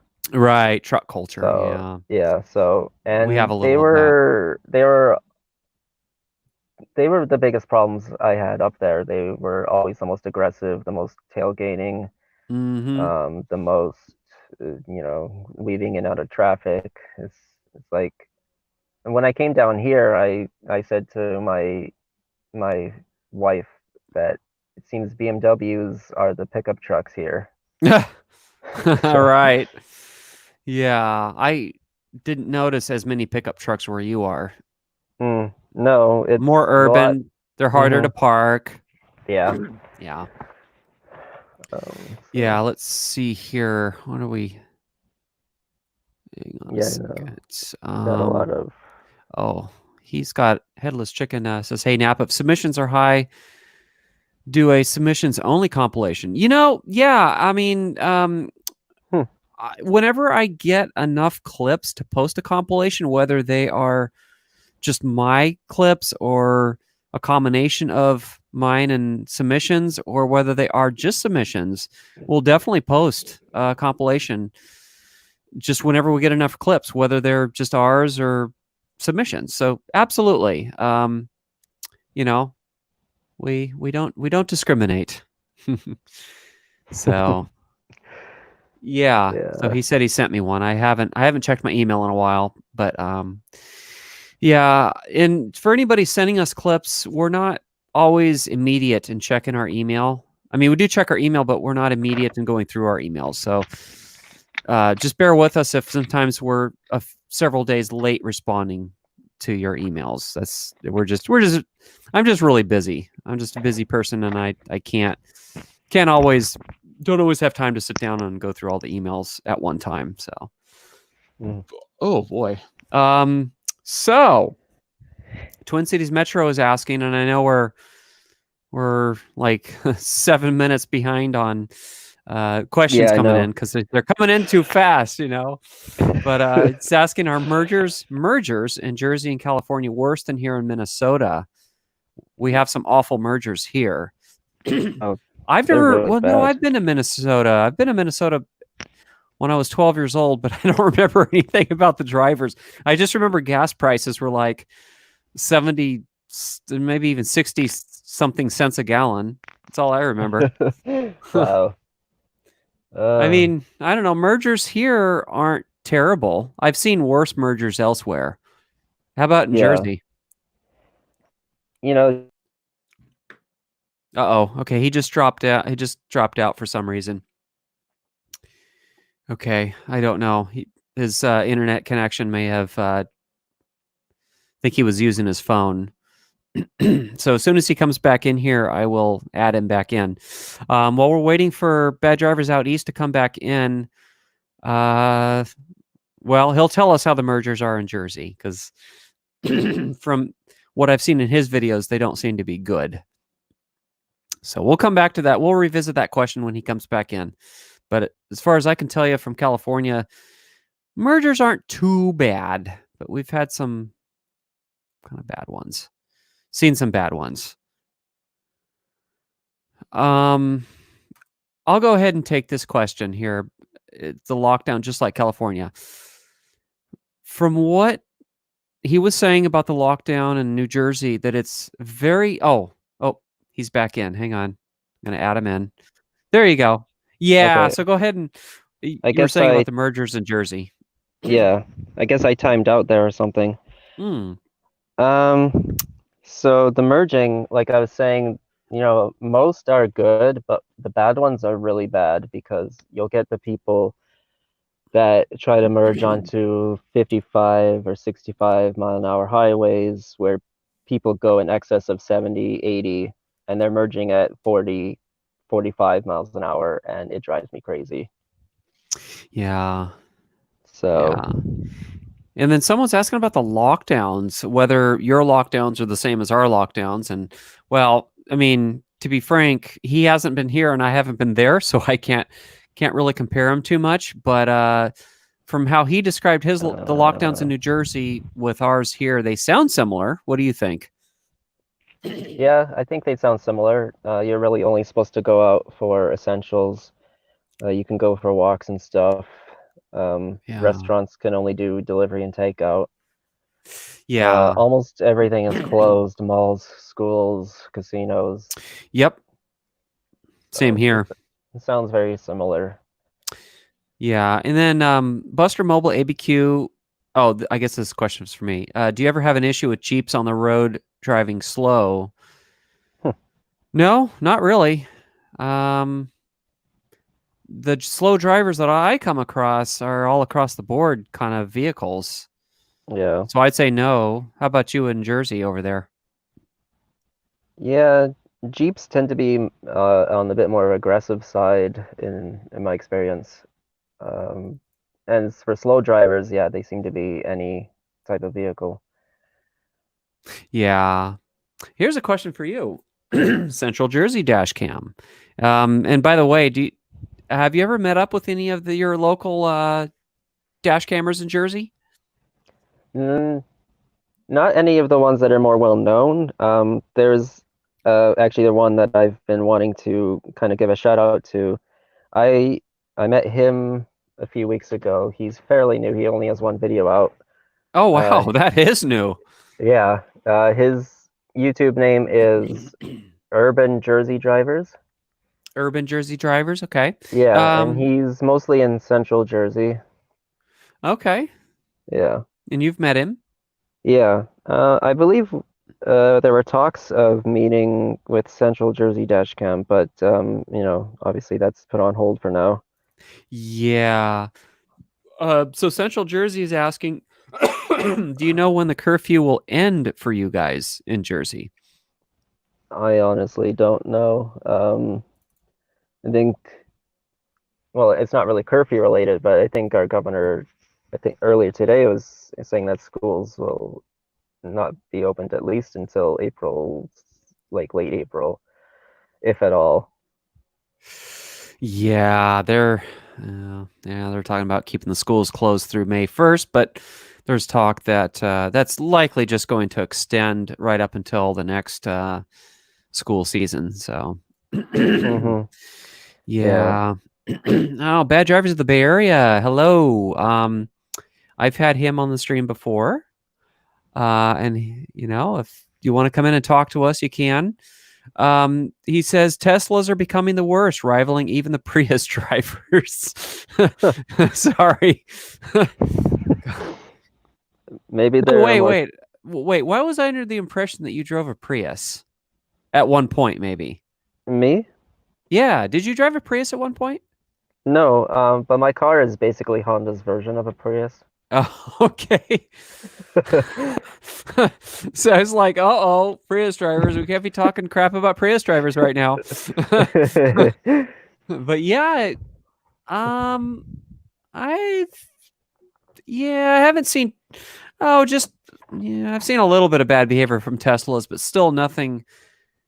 Then again, well, no, there are a lot of Teslas here, Yeah. so I don't I know. was I was gonna ask, maybe California has more Teslas than here, I don't because of the know. I know that they're becoming more and more popular here. I see a lot of them now, hmm. but Yeah, they don't seem to make up the lion's share of the offenders. Oh, here's a nice question, J Whirl, from your home province. So I'll let you start with it. I'll let you answer his question first. Yeah, okay, just a second. Oh, it says, what is your favorite type of music from which time period? Uh, uh, my favorite type is definitely rock. I do love the classic stuff. The station I listen to the most is the classic station out here. So I guess that answers, I hope that answers that. Yeah. Like what time period? What time period are you oh, how could I word this? I'm like trying to drink a beer and go but like when it comes to music, what time period appeals to you the most? I think it depends on my mood because I really do love the 80s hair bands. Ah, you're like me. Yeah. Well, Are my you dad, he listens to it? I was born in 1990, but my dad raised me on hair bands. So, 1990. Yeah. So yeah. I was 11 years old. Wow. Uh-huh, I was 11 years old then. So I grew up in the 80s, so Hmm. yeah, to for me to answer your question, Jay Whirl, the 80s is my favorite time period for rock and roll. The hair Hmm. bands, just everything from the 80s. You know, I like some heavy metal from the 80s as well. Um, Hmm. yeah, we had an opportunity to go see Ozzy Osbourne. Actually, he was going to be playing in Sacramento, and they had to cancel that due to his health issues. And Right, of yeah. course, if it wasn't for that, that would be for the coronavirus. So I don't think there's Yeah. going to be much concert going for us. Um, No. but we did go and see Jefferson Starship Hmm. recently, and that was fun. I don't know. Yeah. I'm not really. I don't know. I'm not really big on 70s music.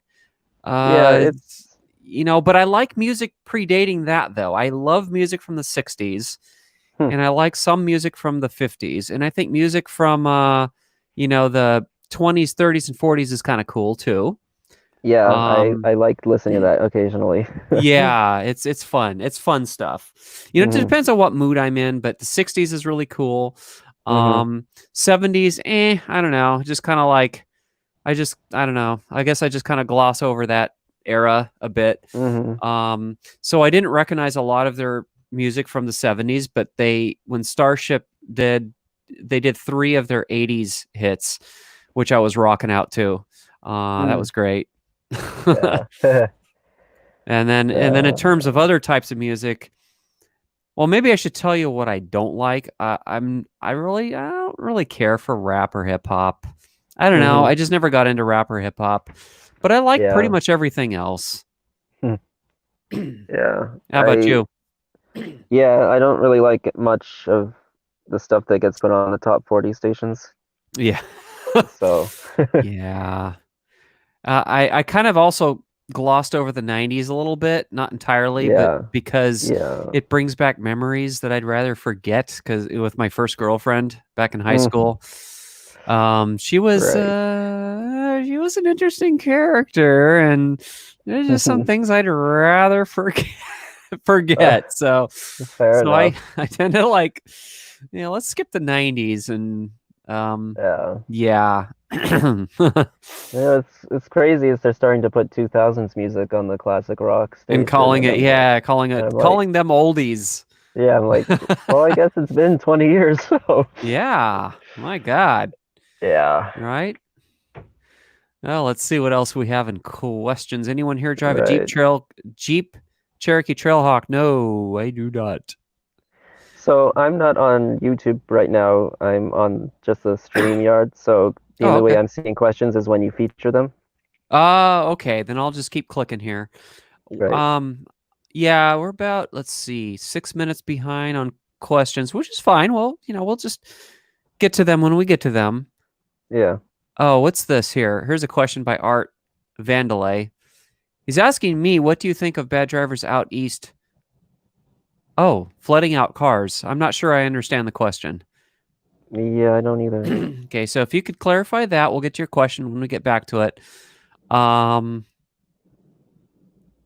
okay, I'm just going down, scrolling down, scrolling down. Okay. Oh, are you afraid that bad drivers out east could lose us? Huh. I'm still not sure of the question, so if you could rephrase that, it'd be awesome. Hmm. Um, what is it like driving with dumb people on the road? In 2 words, it sucks. I mean, I don't know how else to put that, but yeah, it sucks. Thoughts? there's. I mean, I feel like there's never a dull moment. So, No, never a dull moment. That's yeah. I mean, it's kind of like a bit of a source of income right now. They're allowing me to post on YouTube and get a little bit of money from it. So, Yeah. but I mean, in the moment, it's like, why would you do that? Yeah. Oh, do you see a lot of CRVs misbehaving on the road? Twin Cities Metro Dashcam asks. Not really. I mean, I don't know. Maybe here and there. Yeah, it's not any more than any other types, in my opinion. Yeah. Wash hands, wash hands, wash hands. Yeah, I keep a pack of antibacterial wipes in my car. Mm-hmm. So, and I'm doing it like every 20 minutes or so.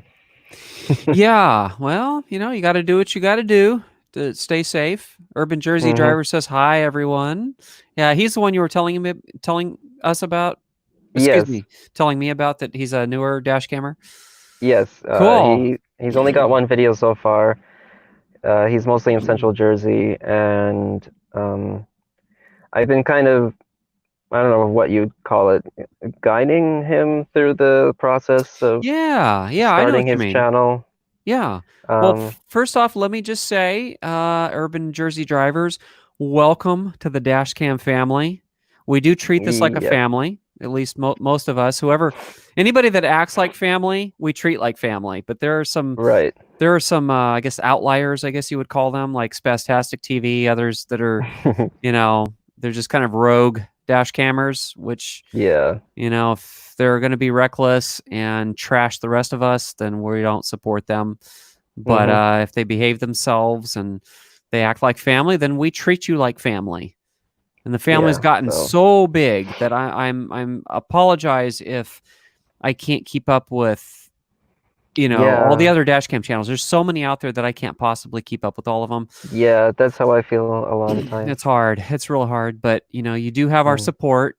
You know, Mm-hmm. um, can Now, the always. thing about, sorry, what you can Oh say? no, it's okay. No, no, no. Go ahead. Go ahead. You're good. The thing about Urban Jersey Drivers is he's the kind of channel you want to watch if you like honking, because he does a lot of it. And his horn sounds fantastic. Like I Oh, I wish have I to had check a him horn out. like his. Yeah, he's got Yeah. 2011 Ford Fusion. So Okay. He's got a Fiam horn. That is the, I used to, okay, you guys are going to laugh, but it's true. I used to be a car horn salesman. how I does know that it's even weird. work? How does that even work? Okay. So this is the life of a car horn salesman. So you take weekly trips to the junkyard and you just go around junked cars and you pull off horns off of different cars, collect them, take them home. I have a sound chamber that I used to use to test the horns to make sure that they were worthy of my selling them, as I wanted to sell horns that were working, not defective in any way. So I'd test them in a sound chamber, and I would tune them. Horns have a little tuning screw on the back of them where you can get them sounding the most optimal, Oh, to I their didn't know that. optimal operation. Yeah, you can, tighten them up or loosen them up, and it just creates more play in the diaphragm that vibrates within the housing of the horn Hmm. when you honk it.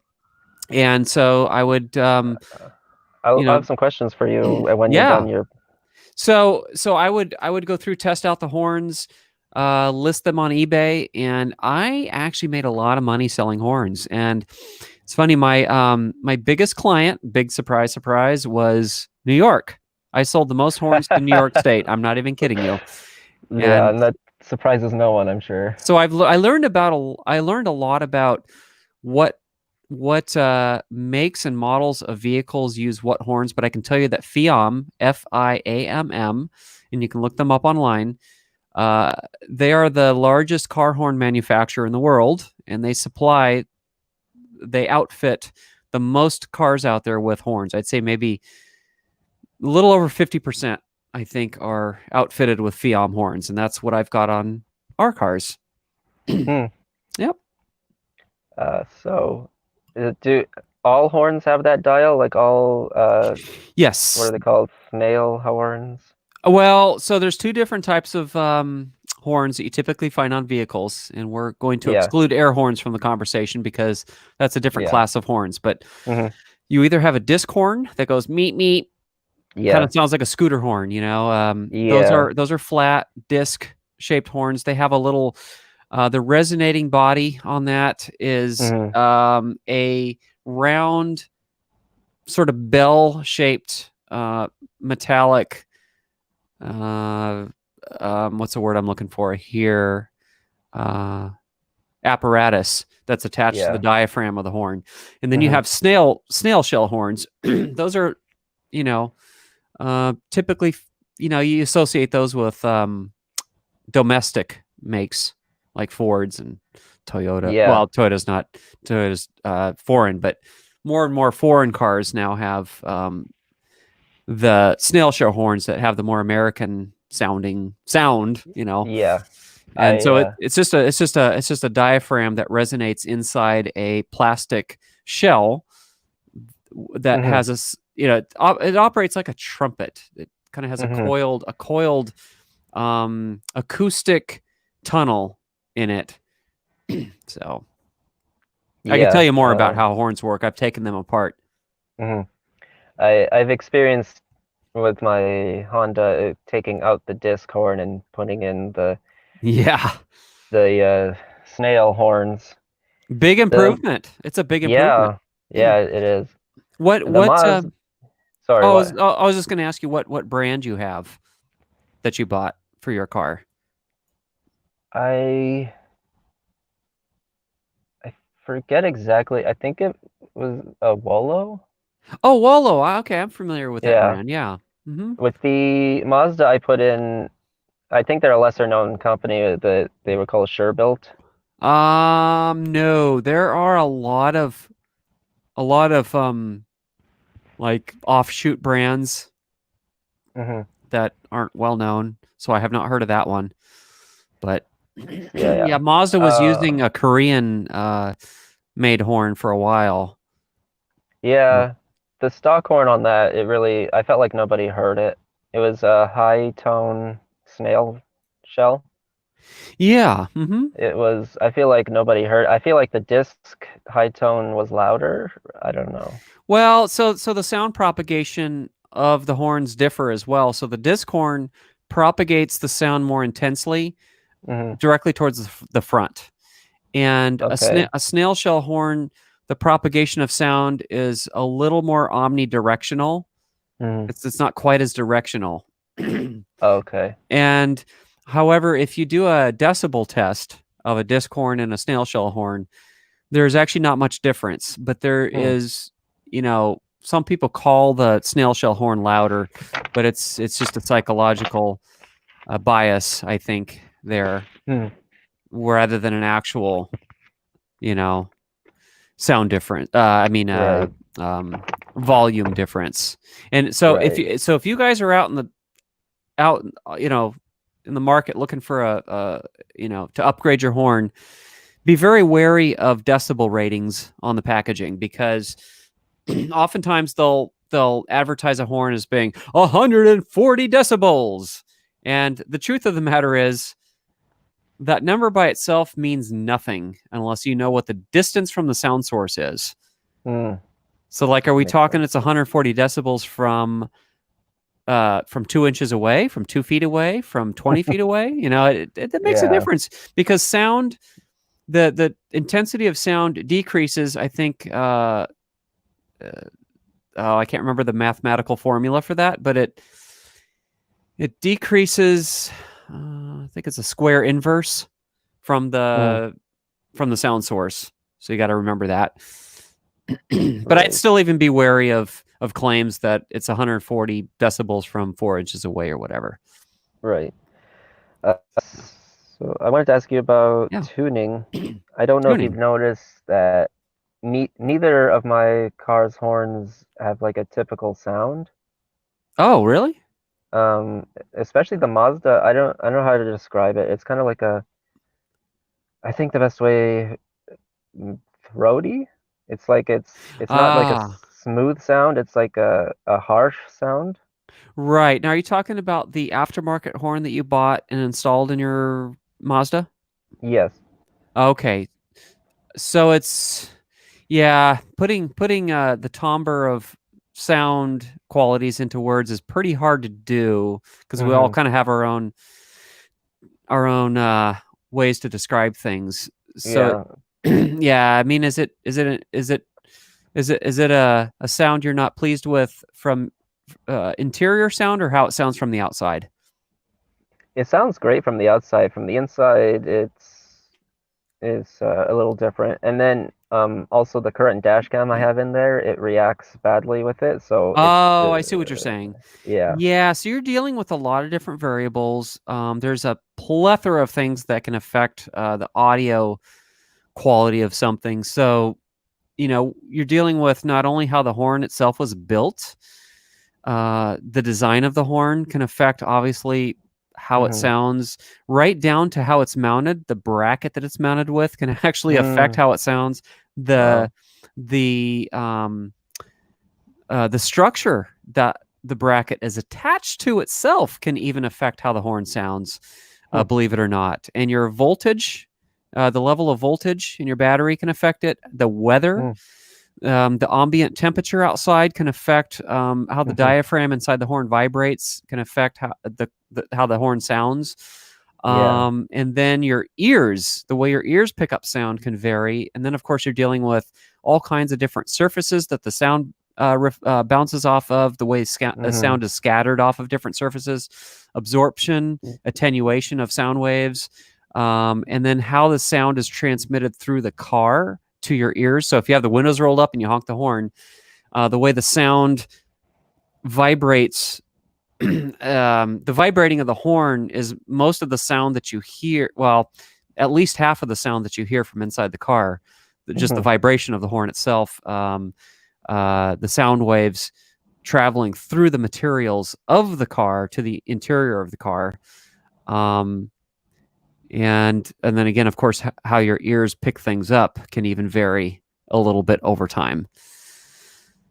And Yeah. then and then to complicate things, the way the camera picks up that sound. So Hmm. not all cameras have a good dynamic range with their microphones. So uh, it may pick up certain frequencies or certain amplitudes of sounds where it distorts.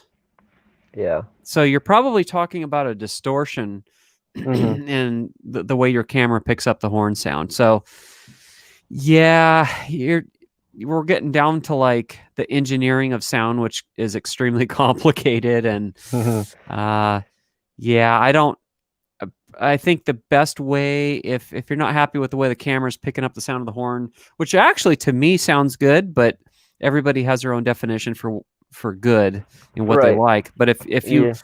maybe try a different camera and see Hmm. how it picks So up sound. you're talking about the Mazda? Oh, yeah, I guess so. Yeah. Yeah. The Mazda, when you see the Mazda in my videos, it comes up a lot less frequently because it's driven a lot less, but Oh, okay. the dashcam quality isn't as high, and then the horn will sound quite a bit different than it does in real life. Yeah, I Um, noticed that. I yeah. noticed, I think you'd mentioned that in a few videos. And Hmm. yeah, I mean, even Um, my own camera sometimes distorts how my horn actually sounds. yeah. And then for my insight, the horn, I've heard a few other cars with the same tone, but it's very few and far between. Yeah. It's not the typical dual tone horn you'll hear on most cars like Pilots and Camrys and stuff. I think it's a bit more higher pitched. Oh, okay. I don't Oh, know. yeah. Yeah. So that's an interesting thing. There is a standard that horn manufacturers try to stick to, and Mm. that is the standard low note horn is 400 hertz, which is a let me think here, an A flat note, and then the typical high Oh. note horn is 500 hertz, and that is a natural note. Mm. Um, but of course, when you're manufacturing hundreds of horns a day, they're not all going to be the exact same pitch. So even among the same model and brand of horn, you're going to have variations in a little somewhat variations in pitch. And Hmm. then all horns are hand tuned, so they come off the assembly line and then they go into a sound studio where the an engineer actually tunes each horn to what he thinks sounds the best.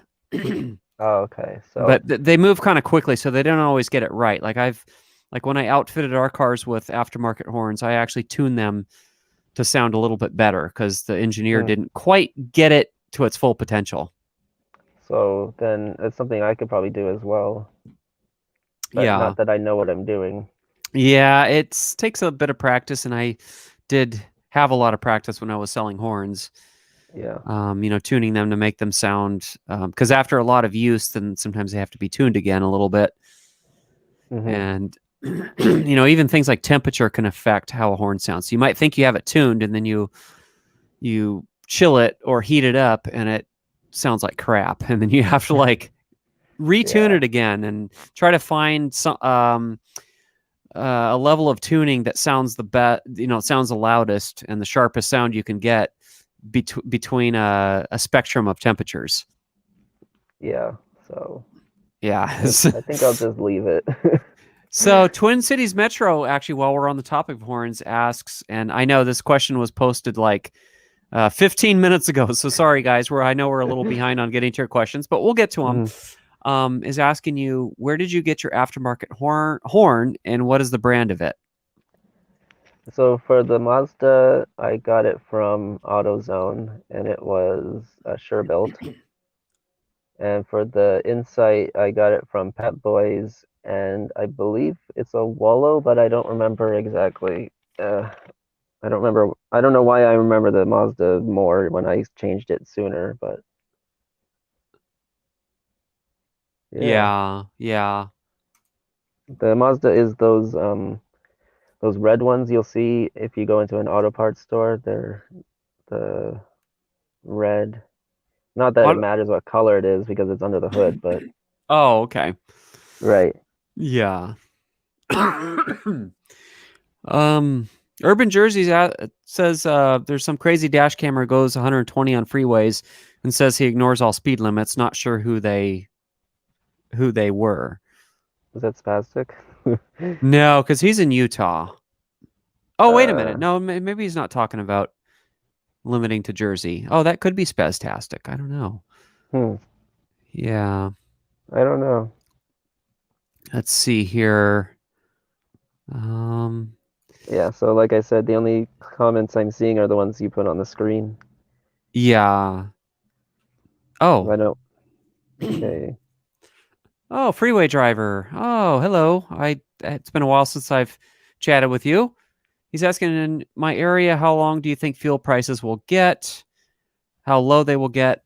I don't know how low they will get. I've been very closely following the markets.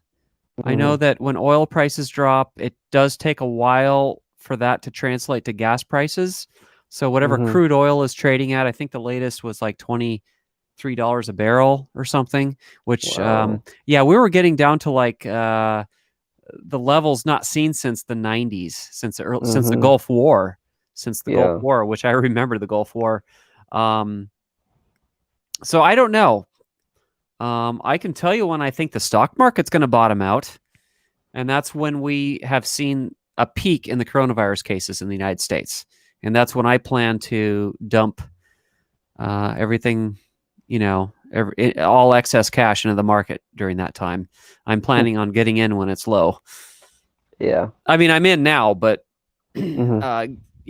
investing more when the markets is likely has hit a low ish, and that's around Yeah. when coronavirus cases will peak. Yeah, that makes sense. But today we was like the third day in a row where we've posted gains in the stock market since Huh. the major slide down. Yeah, Interesting. so what's going on is investors are seeing the stimulus package moving through legislation, and that's there's Oh. investor sentiment with that, and they're kind of ignoring the jobless claims. There was a report that went out today that showed the first of our jobless claims, and you would think that would force the market down a little bit, but it didn't. Yeah, that's Yeah, it's interesting. the stock market's a very interesting, sometimes Yeah. illogical thing. Yeah, I agree. I heard that today on the news that they said the Dow went back up, and I'm like, oh, okay. It I thought. did. Yeah, I tend to follow the S&P 500 more than I Mm. do the other indexes because the S&P 500 seems to have a better cross section of overall companies in the United States. I think the Dow and the Nasdaq are a little too heavily weighted in certain industries, which Okay. doesn't really give you the best cross section of how the overall economy is doing. And I'm actually thinking of I'd like to add the S&P 500 fund to our portfolio. I think would be kind of neat. That's the Mm. one that Warren Buffett recommends, Mm. the S&P 500. There's a lot of different investing companies, and I've always Yeah. really liked Vanguard, one Hmm. of the oldest investing companies, and they've got some funds that even survived the Great Depression. Wow. I think the Wellington and some of the other ones, crazy. So let's just Mm. hope that Yeah. we well, I mean, our underlying economy is so strong that I think we're going to do a lot better than we did, even if we hit a Great Depression level Hmm. where GDP drops below a certain point for a certain number of quarters. I think we're going to come out of this pretty good when the time comes. Yeah. Hoping. Yeah. Speaking of horns again, headless chicken. That's one thing that sucks on the Wrangler. The horn sounds meek and weak for such a large vehicle, and I have noticed that. Yeah, me too. Yeah, it's not really a good sounding horn.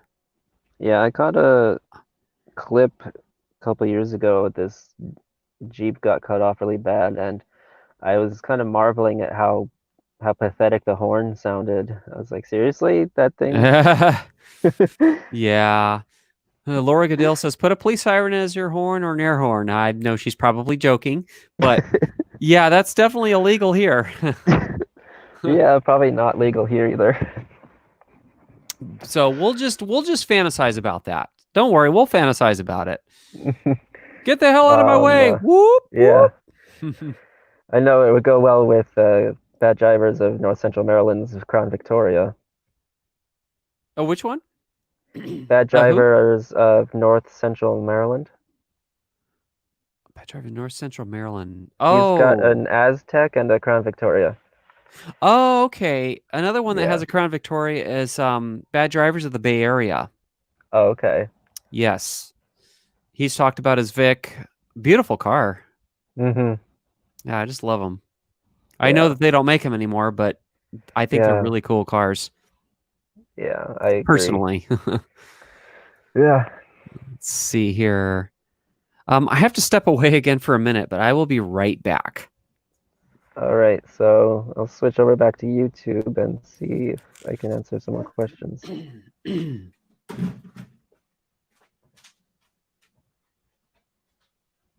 Okay. So as long as I don't stay here too long, I shouldn't time out like I did last time. All right. Any questions for me while he's gone?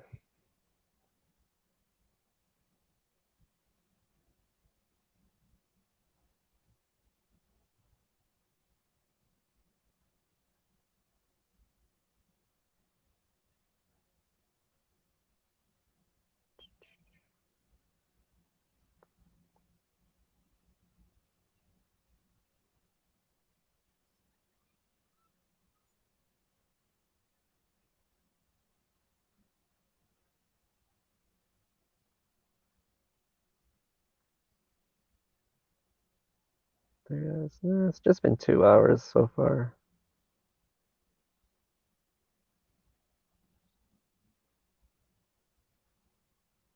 Oh, did it?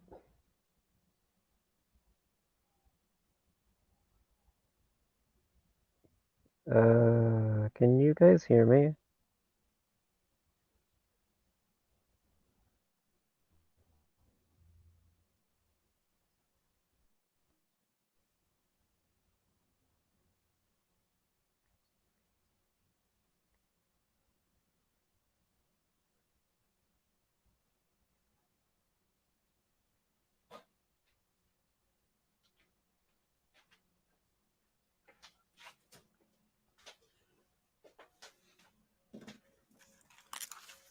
Alrighty, here we are. Did I miss anything good? Uh, Not really. Can you hear me? Yeah, yeah. Okay. I thought I'd become disconnected again because the icon on the top of my phone went away, but Oh, weird. anyway, Ah, there's a nice horn. Ah, we heard that one. oh, That you hear train the horn. train? The train, yeah, that's cool. See, I need a horn like Wow. that. It's amazing you can hear it. I mean, it is pretty close, but like, yeah. There's trains that go by like every few hours here. Yeah, Okay, so I know some people have been trying to ask questions while you were gone, but yeah, I thought I was disconnected, so yeah. uh, Let's let's see see. here. Yeah, I'm doing the same thing, seeing what's they go by so fast. Tahoe or Camry horns. Yeah, Camry's a decent horn, I'd say. Um, they're very durable, and I think they're nice and Yeah, loud. yeah. There's a You lot of know, Camrys around here, so yeah, Camrys are quite a common car. especially because it seems like the number one choice for Uber drivers in New York. Ah, okay. So you'll often see a lot of TLC Camrys. Yeah, yeah. Have you had any horns break to the point where it won't work again until it gets fixed? Let me think. Yeah, I've had a couple horns die out on me. Hmm. Yeah, I have. I've had a couple wear out that no tuning would fix and just had to get new ones. So, yeah, absolutely. Hasn't happened in a while, though. The only time it's happened to me is the underside of my car had gotten damaged, so water was able to get into the horn. Uh-oh. Um, that actually that happened on a Mazda, and that's when I decided I needed to because I had the aftermarket horn, and then I switched to just a single low tone, and then I had a lot of people complaining that it didn't sound very good on my Right. channel. So after it got water damage, that's when I finally went with the dual tone. Yeah. Um, and then the Insight, there was last year there was a huge rainstorm. I think it was actually the remnants of a hurricane, and the one street I was driving in became very flooded, and I kind of felt like I had no option to stop, so I just kept going. Yeah. And then once I was through with it, I noticed that my horn sounded different, so it had become waterlogged, and it was a simple fix. All I did was drain uh, the water, so and then it went back to normal. yeah.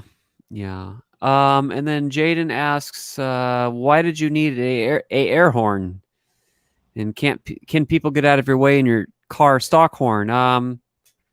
Well, the air horn's louder, and not everybody responds to a stock horn. They just keep moving into your lane. So I figured an air horn would help them Hmm. uh, have a little better lane discipline. So yeah, Yeah. or if you just really want to make a point, if you want to honk in bold, then you honk with an air horn. Right. Uppercase bold. So yeah, I've yeah, I've thought of wanting an air horn, but I haven't wanted to go through the effort. So. yeah. You have to learn a little bit about wiring. Hmm. Uh, you don't want to use the wrong gauge wire for the job and end up having anything overheat and catch fire. So yeah, you got to be a little careful with that. Oh yeah. Wow. But no, or you can get it professionally installed. I know that there's a place around here that'll do it. They'll install. If Oh I went yeah. out and bought a train horn and I said, "Hey guys, I want to install this train horn. Will you guys do it for me?" They'll do it. Okay. Yeah. I think there was a dash camera from Florida who had that done with his car recently. Oh He yeah. has 2019 Insight, and it came with the standard disc horn, and he just a couple of days ago posted that he had it professionally installed to a more proper sounding horn. Ah, okay. And he's in Florida? Yeah, he's Central Florida dash cam. Oh, I didn't know that. Yeah. Okay. Oh, nice. Hmm. So they're asking, how often do we honk in a day? Uh, you want to answer? Or you want me? Oh, you can go first. Well, I wasn't entirely sure until I had started a daily tally, and it turned out to be an average of like 7 or 8 per shift. And those are like 6 to 7 hours of driving. So it's quite a bit more frequent than a lot of other people.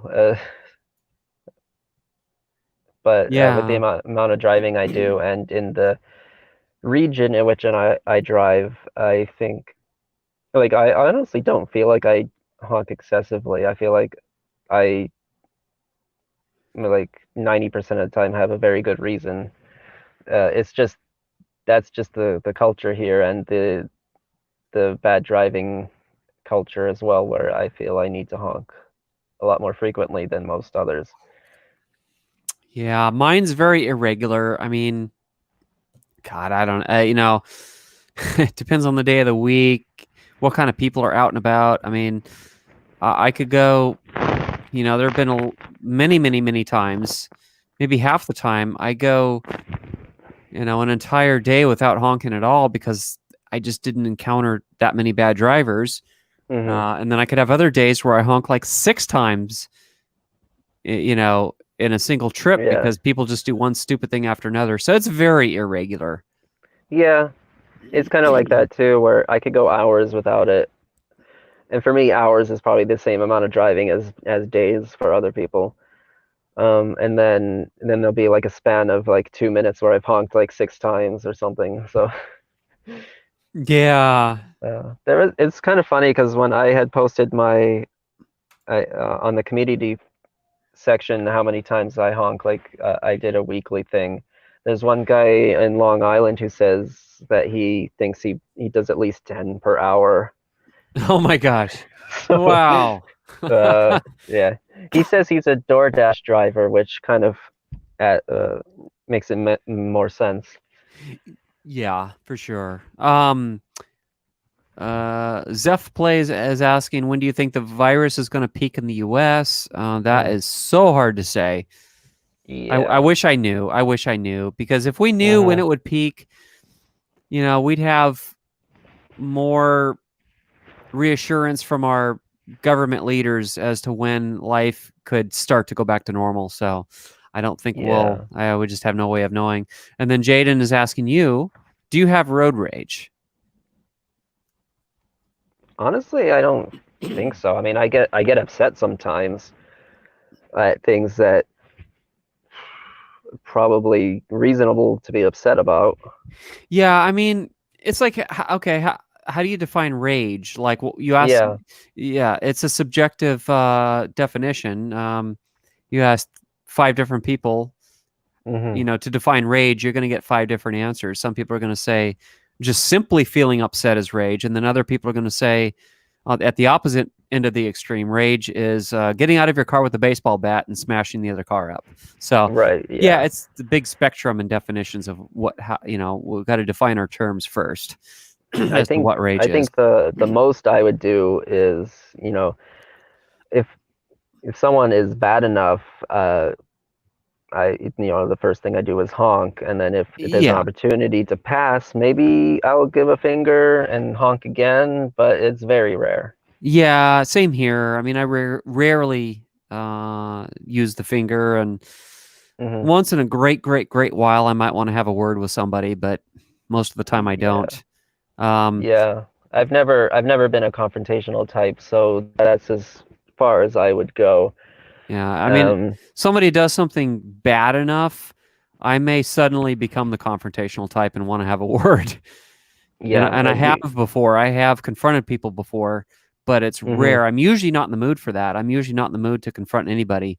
But once in a yeah, great while, if I'm already having a shitty day, or I've had enough people do stupid things, or I hmm hear a lot of stories about people being being idiots and being inconsiderate, then I might have that yeah. bug in me And to do it, to say and something to that's somebody. when you use your megaphone, or do you actually go up and try to talk to the person in person? No, I'm probably more likely to use the megaphone.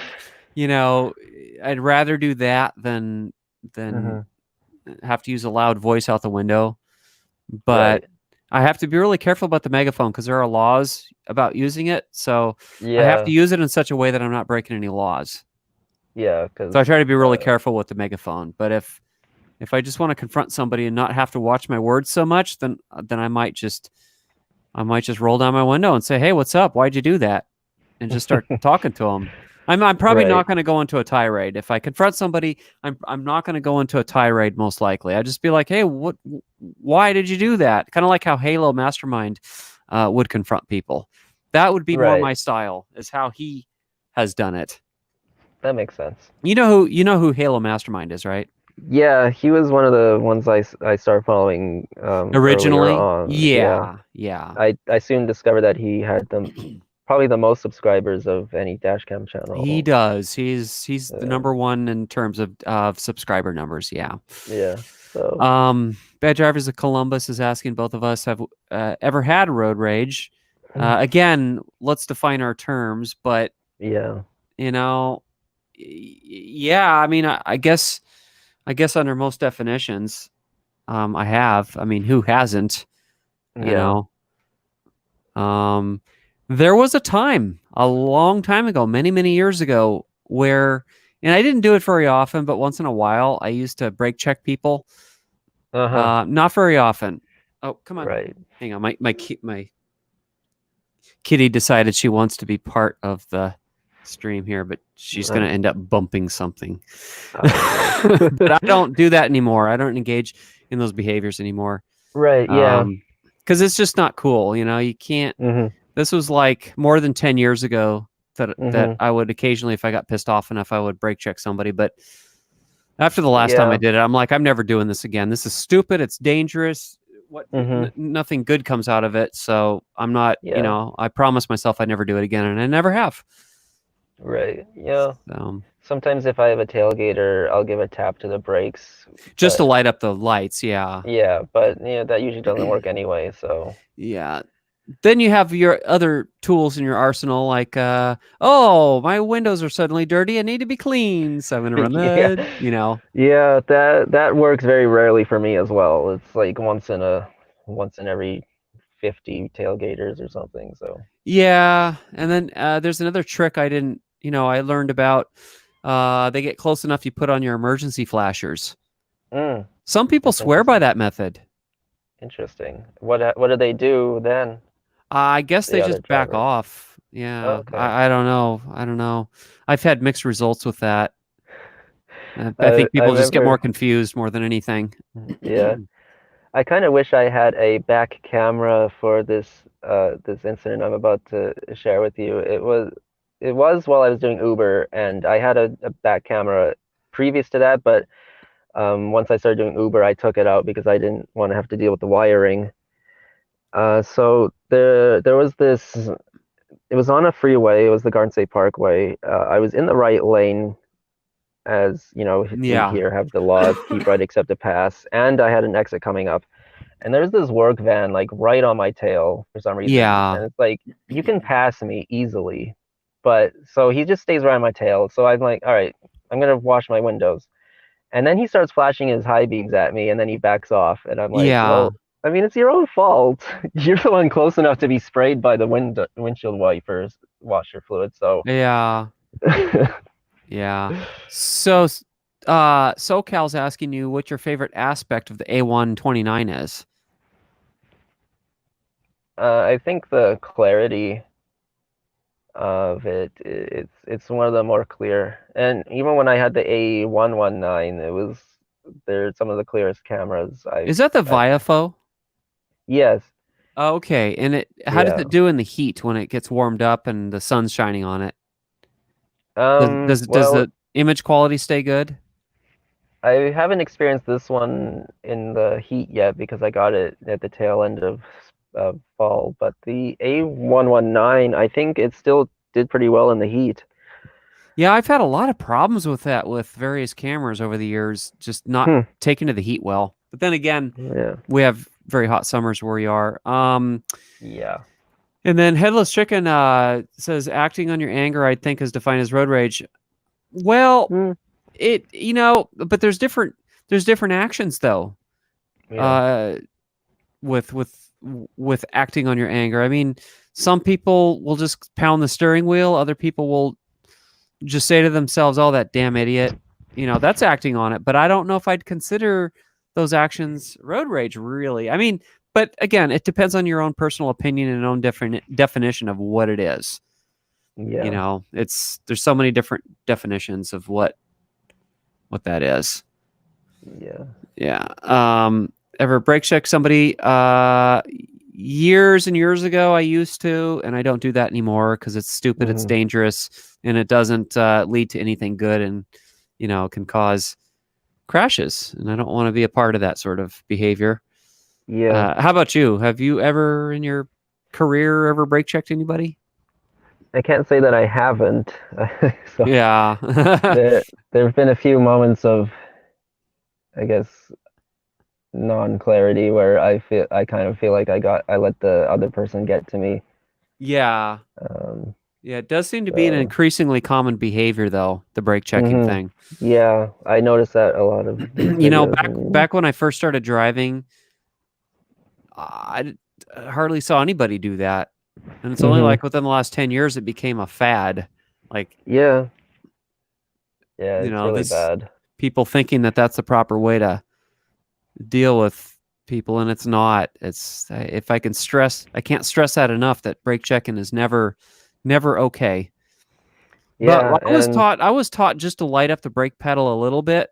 I mean, hmm excuse me, light up the brake lights by tapping the brake pedal to where you're not actually slowing down, but you're just lighting up the brake lights.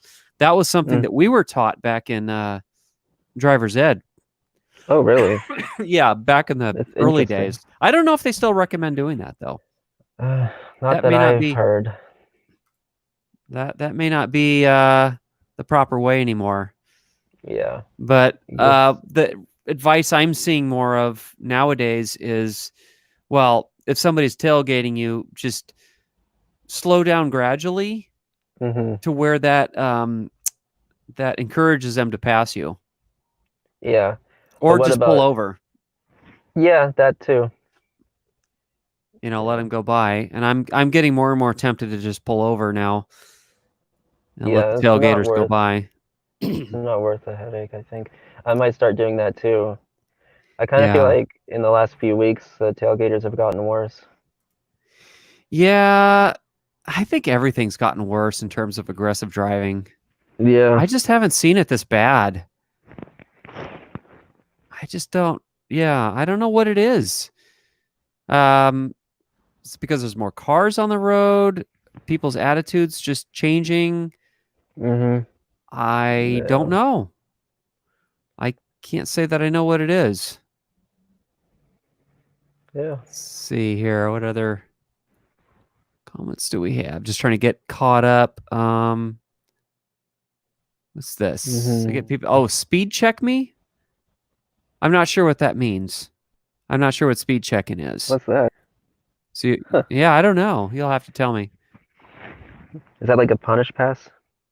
I don't know. Art Vandalay. Trying to ask question, but are all ignoring me. Okay, go ahead and tell us your question. We're having a hard time keeping up. Although it's slowed down Mm-hmm. enough now that should be okay. Okay. So we'll speed check. Yep, I don't know what a speed check is, so I'm Yeah. curious to know what that is. I'll Ah, probably put a cap at 11 Eastern, so half an hour. ah. Uh, I think that's when I'll wrap up. Oh, at what time? I'm sorry. 11 Eastern, so half an hour. In half hour. Yeah. Yeah, Oh, I think that's when I'll wrap up. oh, here we go. Where a driver accelerates to block you and making a lane change when they have been at the same speed the whole time. Oh, that happens pretty Okay. commonly with me, and I don't know if it's like a subconscious thing where I've noticed that if I go to pass somebody, all of a sudden they match my speed. Yeah. Yeah, that seems to be happening here too. Okay, Art Vandalay. Can you see the question? Yeah. Yeah. I'm What? not sure if I totally understand it though. All the cars in his driveway and possibly cause a car.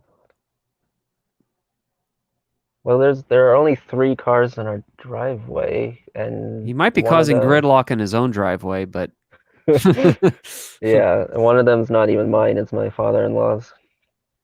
yeah. Yeah, I'm not sure. Right. So it sounds like what that is a mobile roadblock when people speed check you, whatever that is. Is that a Yeah. new term we're going to start seeing on Reddit? Got speed check today. Yeah, maybe. Huh. I kind of like how it sounds. Yeah, that's a new term. I haven't heard that one before. Hmm. Ah, do you think Canada's worst driver is canceled?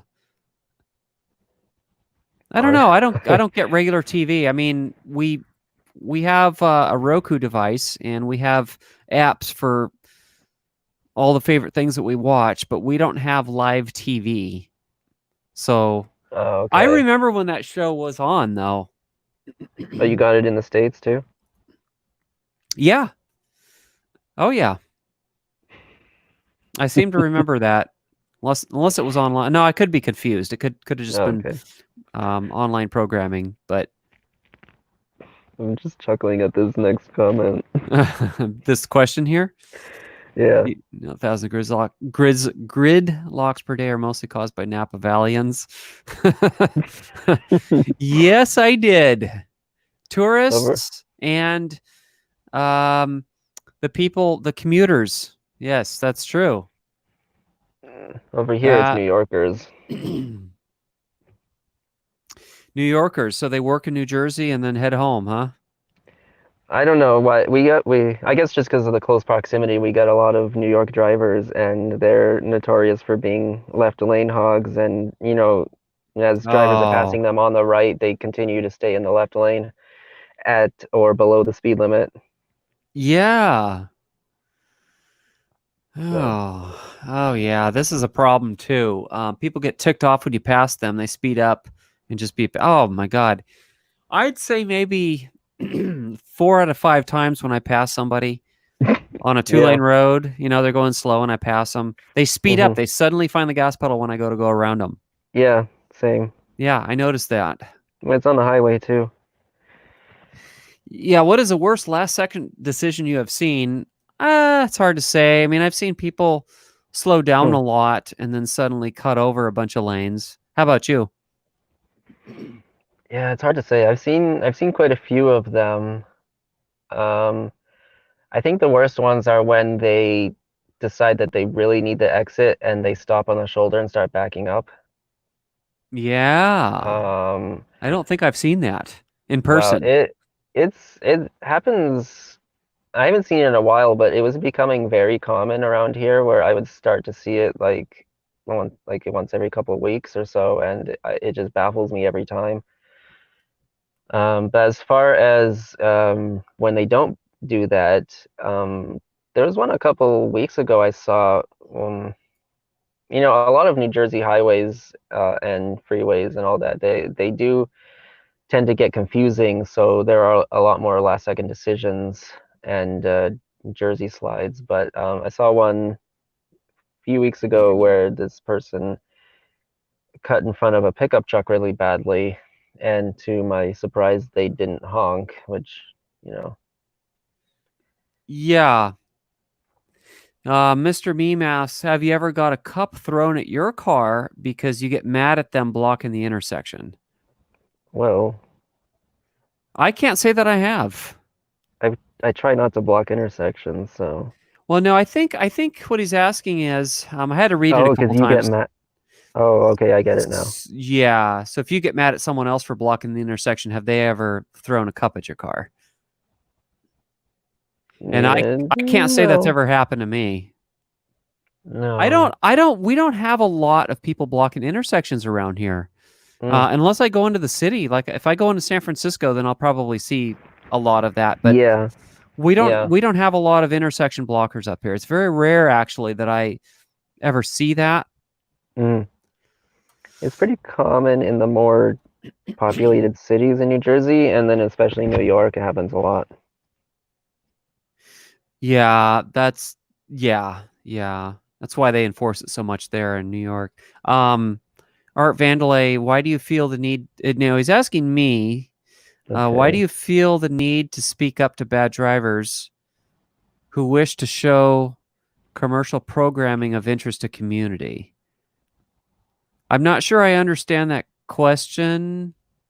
To bad drivers who wish to show commercial programming of. I'm not show commercial programming in what way? I'm not sure. I'm not sure I understand that question. Okay, let's see what else we have. Reverse on the shoulder. Yeah, I may have seen that once in my life where somebody reversed Hmm. on the shoulder to make their exit. Now, here's the interesting thing. One of my very first jobs when I was a teenager is I worked for a painting contractor, and one of the guys that I worked for, and I wasn't even driving yet. I was like 15 years old at the time, and the the guy I got partnered up with was like in his 30s. Mm. He was a horrible driver. I remember we were out on a painting job and he missed the exit. This was bad. He missed his exit because he didn't know Mm. Napa that well. He had just like moved to Napa. Mhm. He threw it in reverse, drove backwards on the freeway, and then drove backwards on the on-ramp in reverse all the way. Oh my gosh. That was the craziest thing as a passenger I've ever experienced. Well, Ugh. no. That was maybe the second craziest thing I've experienced. I forgot about the road rager that was chasing my wife and I when my wife was driving, and Oh. we outran him. We made a left turn on a green light where we were required to yield to oncoming traffic. We had just enough time to make our left turn, but the guy chasing us didn't, and he got T-boned when he was chasing us. Oh, wow. And I sure wish I had a dash cam then. Wow, yeah. And imagine you didn't stick around for that accident. No, no, we did not. We left the scene, which Yeah. I think back on it, and I believe we were legal to do that. Hmm. Generally, the law is in regard to hit and run accidents. It's against the law to flee the scene that you were of an accident you were involved in or were a party to. Hmm. So it could be argued that we weren't a party to this accident because we were not a contributing factor to the accident. The guy made a decision himself to chase us down and make an unsafe turn. Yeah. So we weren't really involved in a legal aspect with that crash. So we were legal to leave the scene. And we didn't want to stick around because we didn't know if this guy was violent. Yeah. But we So. did report it. This was even before we had cell phones. We reported it to the when we got to our destination, we called the police to report what had happened. Wow. So we did at least report it, but we didn't have cell phones back then either. This was before I was married to my wife. We were just friends at the time. Oh, okay. Wow, we were just air quote friends, end air quote. Right. Yeah. Yeah. So I believe Win Dashcam's in Pennsylvania, so that's not too far from Jersey. No, that's pretty close to you there. Yeah. Yeah. Let's see here. Wow. I think that would qualify as road rage. What's that? Throwing a cup? Yeah. Yeah, I'd say so. I'd have to say that would qualify. You had someone throw a golf ball at you a while back, golf right? ball. Yeah, that's right. Yeah, he was. I guess he felt I cut him off, but Yeah. you know, I did cut in front of him closer to what would be considered the proper following distance. Like you're supposed to leave a minimum of 2 to 3 seconds following distance, and I did cut in probably slightly closer than that, and he felt I cut him off. But everyone who commented on the video didn't think I cut him off. But he just went ape shit, you know? Yeah. Some people are just off their rocker. Oh, way off their rocker. And he threw a golf ball at me, and then I took off after him. And yeah. And he had dealer plates, if I remember. He had dealer plates, and he was trying to get away from me, and he did escape my pursuit. Yeah, wow. Someone's asking if you're flipped off a cop or a driver. No. I have certainly not flipped off a cop, I can tell you that much. But yes, I have flipped off a driver every once in a great moon. Yeah.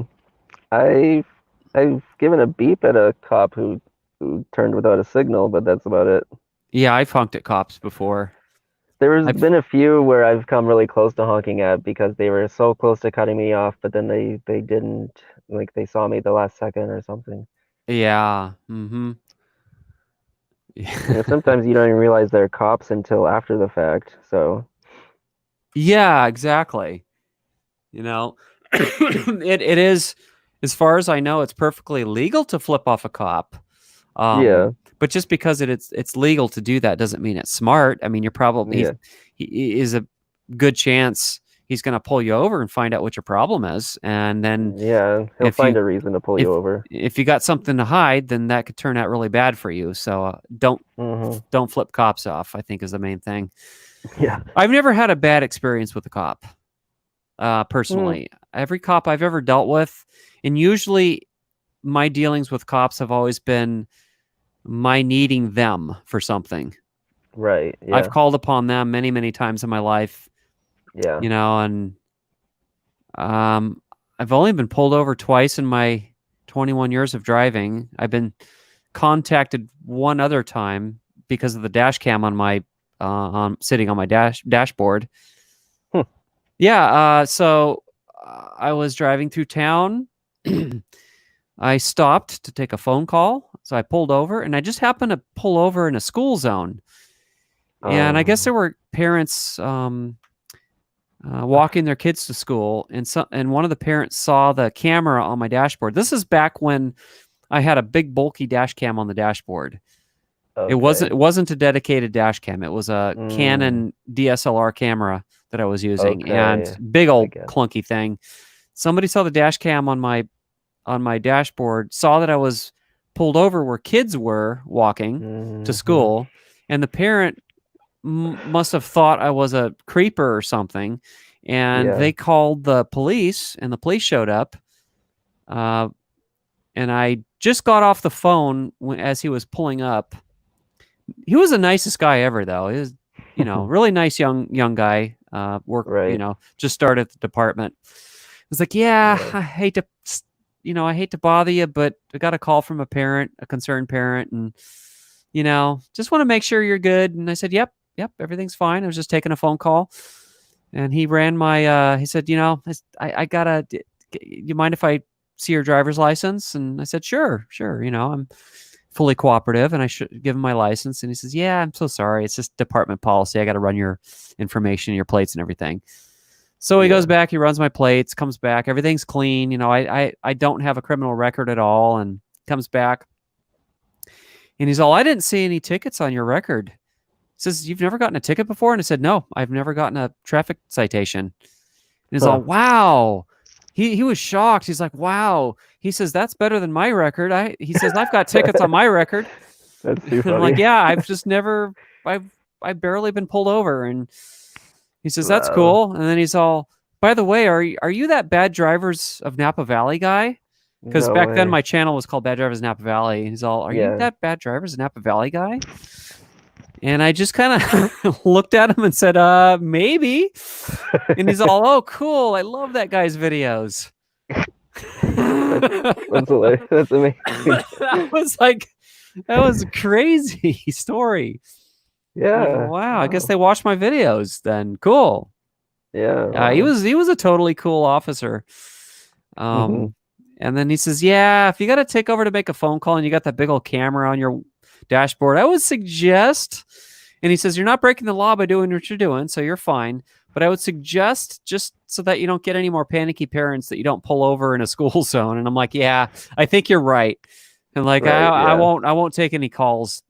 Yeah. I won't pull over here anymore. Mm. Because this Yeah. is back when I was working and I had phone calls and I'd have to pull over a lot and take a call because Mm. because I wasn't, I didn't like to talk and drive, so I'd pull over, and Yeah. That makes sense. I just happened to get that one paranoid parent that saw the camera on the dashboard. Yeah. So, Yeah. I've mostly only had good experiences with cops. yeah. I've got two tickets. One was back in Calgary. They both have to do with turning right, which is funny. Yeah. So in Calgary, it was a stop sign, and um, I was heading somewhere that was on the same street, and so I saw an open parking spot just beyond the stop sign to the right. Ah, But it was prohibited from like 3 to 7 or something like that. And so I made the right turn. There was a cop sitting there, and he already had like two or three other people at the time. And so I got a ticket for that. I tried to argue that I was just trying to park. I wasn't really making a right turn, but I still yeah, had to make the right turn to do that. And then the other one was in New York. There's Lexington Ave. There, you're not allowed to turn right from 7 a.m. to 10 a.m. or something like that, and it was within that time frame. yeah. So that wasn't a bad experience. It was just, he gave me the ticket and said there were three signs saying not to turn at this time, and I'm like, oh wow, okay. Yeah. Other than that, I've had some interesting experiences with cops as an Uber driver. One time, I apparently had pulled into someone's private property while I was just kind of sitting around waiting for a ride request to pop up. Yeah. And I saw this open spot, and I thought, oh, this looks like a nice spot to sit. And then, a few minutes later, a police car shows up, and he tells me it's private property. He asks to see Uh, all my stuff, and um, after talking to him for a few minutes and explaining why I'm there and not realizing it was private property, he asks if he runs my license, if he'll find anything. And I told him about the ticket in New York, and he said he just handed everything back and said, "All right, just get out of here." yeah, it wasn't worth his um, time or yeah, paperwork to pursue it any further. yeah. And then Oh, another really weird one yeah. was I was just parked on a street, like it was a public street. There were no signs saying no parking or anything like that. And after about 10 minutes of this, a police car shows up, and he says that someone thought I was acting suspiciously. Oh, Just by all I was doing was sitting there, so I don't know. yeah. So I guess People are weird. one of the yeah, so he runs everything through and tells me that maybe I should just wait in a parking lot or something. Um, Yeah. Yeah, people are, yeah. Yeah, I Yeah, forgot about that. then Actually, no, I did have a, well, not a terrible experience. I forgot about this one incident. It was it was after the wildfires. One of the wildfire major wildfires that came through the area. They were doing checkpoints. They had checkpoints set up to where they weren't allowing anybody but residents past a certain point. And I went out to take pictures mm, of some of the destruction from the fire, and I accidentally came upon the checkpoint. oh, I know I could have turned around sooner, but I didn't. I kept going because I was going to turn around at an intersection, and mhm, that was a big mistake because I hit the checkpoint, and the officer says, "Hey, are you are you a resident here?" And I said, "Nope, I'm not. I was just back there taking pictures, and I was just looking to turn around and go back the way I came." And then he started asking me other questions like where I live and have I ever been arrested? And I said, "Nope, never been arrested. I have no criminal record." And then yeah, he asked me to pull to the side, which isn't usually a good sign. mhm, So he pulls me to the side and says, "Your pupils look a little small." Well, duh, they look small. There's all this smoke in the air and it's scattering a lot of sunlight. So the sky's really bright. And, yeah, maybe I should have been wearing sunglasses because it was very bright out because mm, the smoky haze in the air was scattering sunlight in all directions. And it was obviously making my pupils a little small. That's how your pupils react to intense light. yeah, And says your pupils look a little small, and he asked me to close my eyes. So he started a field sobriety test on me. wow, He said, "Close your eyes. Okay, now open them." And he wanted to make sure that my pupils reacted normally to a sudden exposure to light, and yeah, they evidently um, reacted normally because he stopped any further sobriety tests. And he mm, says, "Are you sure you're not on any medication right now?" And the last medication I had taken was an allergy pill like 2 weeks ago, yeah, 2 weeks prior to that. So I wasn't on anything. And I said, "Nope, I'm not." And he says, "Are you sure?" He like leans in closer and gives me the side eye and go, "Are you sure?" I'm oh like, my God, "Yes, I am absolutely sure. I'm not even a pot smoker." It's like right, it's like I feel like I'm paying the price for you know the pot smokers out there that are getting pulled over a lot and getting DUIs. mhm, right, Because it's legalized now. Marijuana is legalized mhm, in California. The downside to that is the police have gotten a lot more aggressive, and they've been arresting people on false positives for being high oh, when they're not actually high.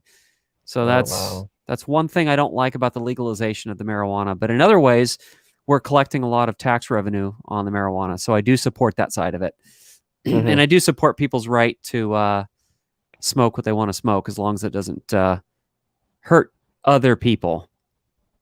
yeah, I kind of feel the same. Where And, I feel like it's probably shouldn't be driving under the influence, but right. if you want to do it in your own home, I don't really care. Exactly. I don't care what people do in their own home.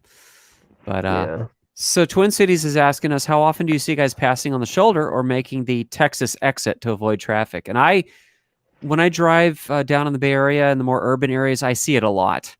Hmm. Yeah, I see.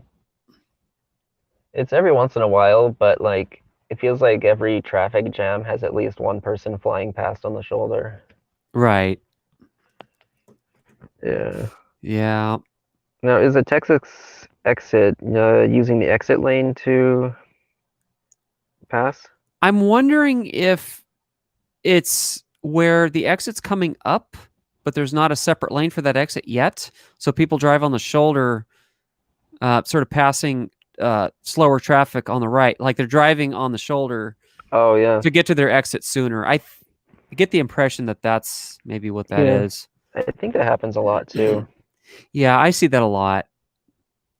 Um, how many? Sometimes, sorry, Oh, go ahead. sometimes it happens with like left turns, but a lot of times I feel like that alleviates traffic.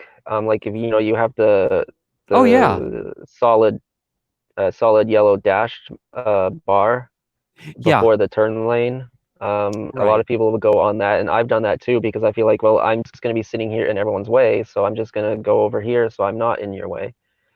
Yeah, exactly. I do think that alleviates traffic. The only bad thing is when you're wanting to make a left turn and you want to stay within the lines, and then you go to shoot for that Hmm. oh, how can I say it? The cutout where the turn lane begins, and somebody's, you know, flying up the left side, uh, and then you almost hit them or they almost hit you. I don't know if that makes Yeah, sense. yeah, it's Uh, happened. There's how actually many? something. So, No, that's okay. my most second most recent upload was someone who kind of did that, but it was to the right. It was they were just being impatient and they overshot the right. I tried to merge as soon as I could, but he was already there. Yeah, yeah. I mean, yeah, it alleviates traffic, but also creates another hazard. Yeah. Um, Okay. Ghost Curtain is asking, how many accidents have you been in? I'll let you take that one first. Okay. So I I think you could say two. The first one in Calgary, it was icy roads, and I was approaching a parking lot as someone was exiting, and I started skidding on the ice. They tried to get out of my way, but I think they ended up being more in my way, if I remember correctly. Or maybe it did end up being better that they started pulling forward because then I just had to hit the back of their vehicle Yeah, instead of their driver driver door.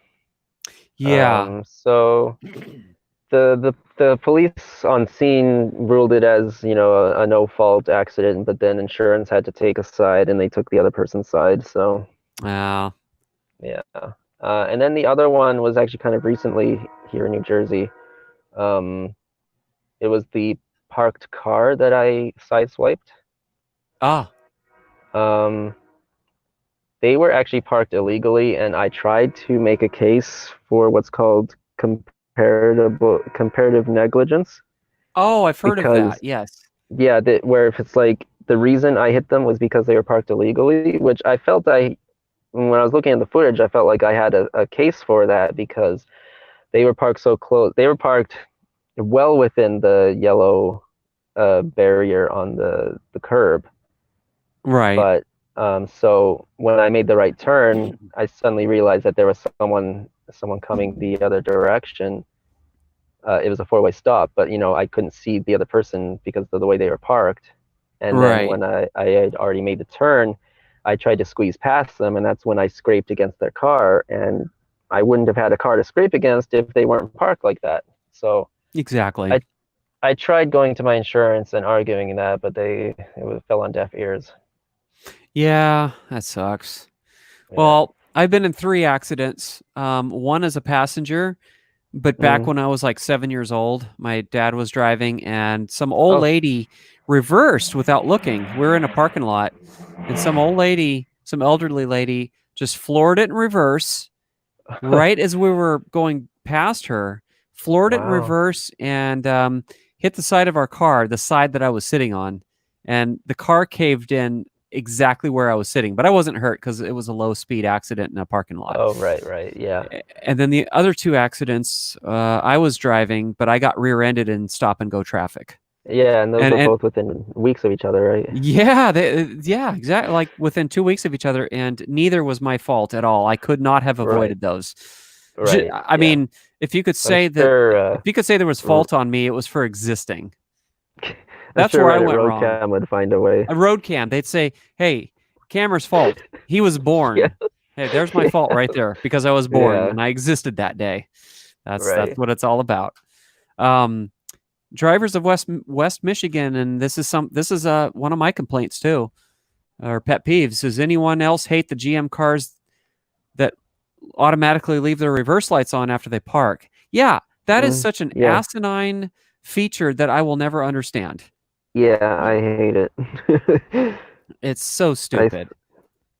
I see it a lot, and I feel like it kind of um has the effect of kind of like the boy who cried wolf, because Yeah, if I see reverse lights, then I say, oh, it's a GM. I don't got to worry. Oh, exactly. Yeah, so Yeah, you see it enough times, and then the next time you see reverse lights, you become desensitized to it. yeah. Uh, and then then we're Then gonna. then the next thing I do is check to see if there's someone in the driver's seat. Ah, If uh-huh. if I if I can, if there's a vantage point I can see, and if there isn't, then I'm like, all right, that's fine. If there is, then I'm kind of more cautious that they could back and Well, the only problem so. here is there are so many people that have illegal window tint here that I can't Hmm. see if there's a driver in there or not, and Yeah. we have a big issue actually out here with illegal window Yeah. tint. Big problem with it, and it's a lot of Yeah. people argue, well, what's the problem with having all your windows heavily tinted, even the front windows. And the problem Right. with that is it does make traffic stops more dangerous for police. Hmm. They like to be able to get a visual on the person they're stopping before they walk up to the Right. car. They want to know who they're dealing with. They want to be able to see as they're walking up. How do Hmm. they know the guy they're pulling over doesn't have a gun already pointed at him, so that when the window goes Yeah. down, his life is in danger? That's one problem with illegal Yeah. window tint. The other problem with window tint on the front windows is that it's important to make eye contact with other drivers when you're driving. So when somebody's about to pull out, like they're waiting to pull out, and you're coming up Hmm. on them, you like to know whether they see you or not. If you can see that Yeah. they are looking your direction, you know that you are most likely safe to go past them without braking. But if they're looking the other way and they're not paying attention, you might give a quick honk of the horn to alert them of your presence. But if they have illegal window tint on their front windows, you can't see Hmm. whether they're looking your direction or not. And eye contact is Yeah. such a huge part of safe driving. In fact, that's Right. one of the problems with self-driving cars is they can't. At least in the beginning, they weren't able to discern whether the other driver was looking its direction or not. Hmm. So those are two big problems with illegal window tint. Yeah. Yeah, I agree. I feel like it's not as much of a problem, at least from what I've seen. I mean, maybe sometimes if you go into more of the, oh, for lack of a better term, hood neighborhoods, All you'll right. see it more. But it's not really something I see much. Yeah. So Yeah. yeah. Um, Okay, so I'll probably answer a few more questions and then wrap it up. It's getting late for me. yeah. This is one thing I was going to ask you too. Is what made you decide to start dash camming? So a few many years ago, my dad had come across one of the earlier Bad Drivers of Calgary videos, and he sent it to me, and he said that I should probably get one. And I thought it was a good idea at the time, and I just kind of didn't get around to it. And then what really motivated me to get one was I had already moved here, and then my mom had gotten into an accident in Calgary. That was not her fault, but the other driver fled. Ah, uh-huh. And so when that happened, I was like, okay, so I'm going to get myself a dash cam and I'm going to get you a dash cam. Yeah. And when that happened, so that was 2016. And then that's when I also decided I would start uploading to YouTube as well around that time. Yeah, I started because of other dash cammers. I think Hmm. our Extinction, who did Bad Drivers of ABQ, Albuquerque, and Hmm. also Bad Drivers of Portland. I credit those two with getting me started in the dash camming world. Um, Okay. oh, Twin Cities gives us a clarification for what a Texas exit is, and that is when you use the grass to get to the service road. Oh. No, I've actually never witnessed that. Not personally. Um, I've seen it in other I, people's videos, but I haven't witnessed it. I've seen someone do that in Texas. Well, there you Funny go, enough. reinforcing the Yeah, term, right? Well, they were just using the grass to pass people. Like I think it was a situation where someone had was changing lanes and they were kind of blocking the other lane, so he just went around them and used the grass to do it. Yeah. It was a big, it was one of those big pickup trucks with the big tires. It's in my first Texas video. Well, that's a big surprise. A big If truck with anyone big wants to, tires. yeah, if anyone wants to check that out, it's my first Texas video. Yeah. I think I saw that actually. Mm. Um, Pet Yeah. peeve of a lot of people, not just bad drivers of Columbus, but drivers who think there's no such thing as a passing lane. And you know, I have to be fair though here, because we're dealing with two different things. We're dealing with what the law actually says and what common courtesy says, and those can Hmm. be two entirely different things depending on the state. Here in California and in a few other states, we don't have passing lanes. There is no such thing as a passing lane in my Interesting. state. The law Hmm. just doesn't have any kind of verbiage that hints at staying in the left lane only to pass. um, Other states That's do. interesting. I Yeah. do. I do try to stay out of the left lane if there are people trying to go faster than me in the left lane, Right. unless I have a good reason to use the left lane. And there are times where I do have a reason for using the left lane, and I get criticized on in the comments for being in the left lane where I have a reason to be there. But I try to stay out of Yeah. people's way that are in the left lane, even if it's not the law here. Hmm. The law just says here that if you're moving slower than the reasonable flow of traffic, that you have to move to the right. Yeah. Uh, there's an easy way to prove that there's no passing lane law here because if I were to drive the same speed as everybody else, let's hypothetically say that I was driving the same speed. I was matching the speed of everyone else. We're all going 60 miles an hour, and I was in the left lane. But there was one guy who wanted to go a little faster than me. I legally, and I wouldn't do this in real life, but I could legally stay in the left lane and pace all the other cars because I'm not driving slower than the flow of traffic. So there's no legal requirement for me to Okay. move over, but I will because it's generally driving culture dictates that it is douchebaggy not to to sit in the left lane if somebody's wanting to go faster. Right. That's what the general driving culture dictates. So in Hmm. keeping with that, I will move out of the left lane when I'm done Right. passing. Here So it's keep right except to pass. And there are right. you will see multiple signs. You'll see them on the left side and on the right side. You'll see them multiple times on every Yeah. highway in New Jersey. So the Yeah. people that Yes. pass right by those signs and stay in the left lane, they either don't care or they're clueless, or maybe both. Yeah, maybe both. But yeah, your law is a little different than ours. So keep right except to pass. That's pretty clear that Hmm. you do have passing lanes where you are. Right. And So that I feel like that it also includes the middle lane, which is for the most part, New Jersey drivers are good at staying out of the left lane, but the middle lane is right. where there's more of a problem, and Yeah. I feel like it causes traffic problems that wouldn't have occurred if they had stayed in the right lane. Now I will make the argument that if traffic's really bad, you're Hmm. dealing with LA type of traffic, then Yeah. I think even in states with the passing lane law, that rule kind of goes out the window or should, because at that point all lanes should be used up. Because Yeah. if one lane is kept clear, then the traffic backup is that much worse in all the lanes. Right. And you can't really follow a keep right except to pass when traffic is stop and go. It's not Yeah. in that particular scenario. I don't think it's practical to follow the keep right except to pass. Yeah.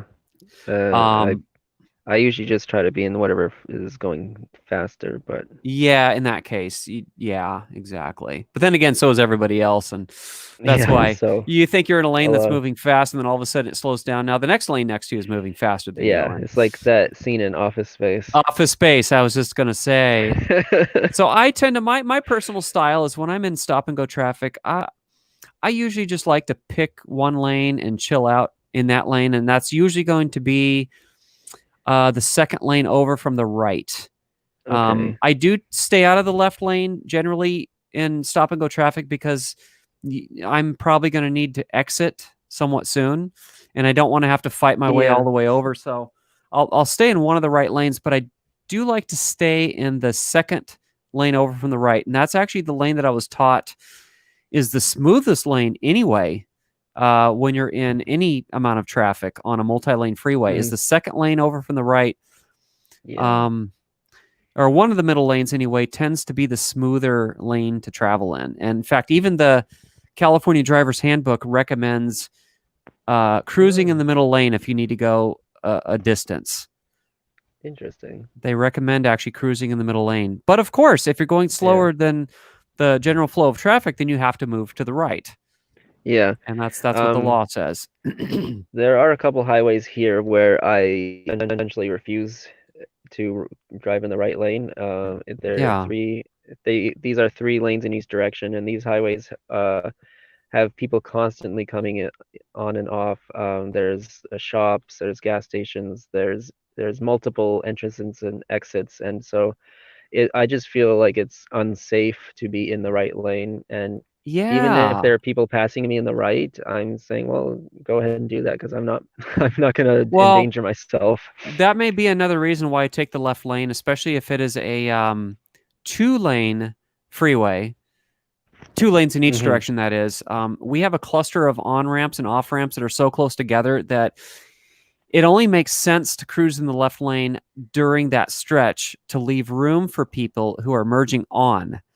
It is because if I were to stick to the right lane, it would be a real pain in the ass to be hitting the brakes really hard to let, you know, because of people merging on, because we have short on ramps. Actually, they're not, the on ramps in some areas here are insufficient, Oh, and so it's safer to stay in the left lane when you're coming up to one of these on ramps to make room for people to merge. It just makes it so much smoother.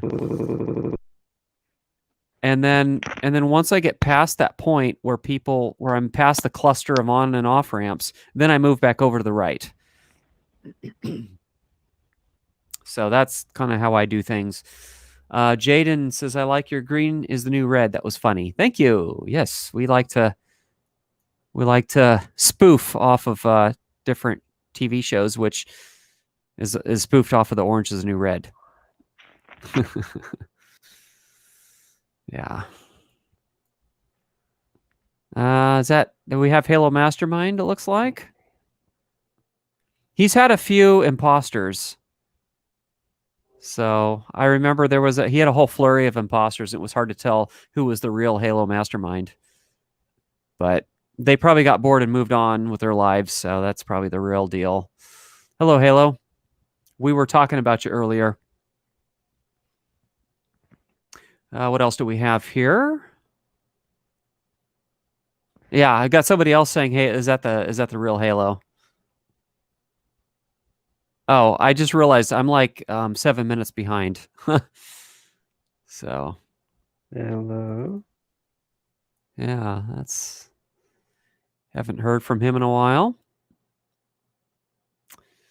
Oh, the douchometer, yeah.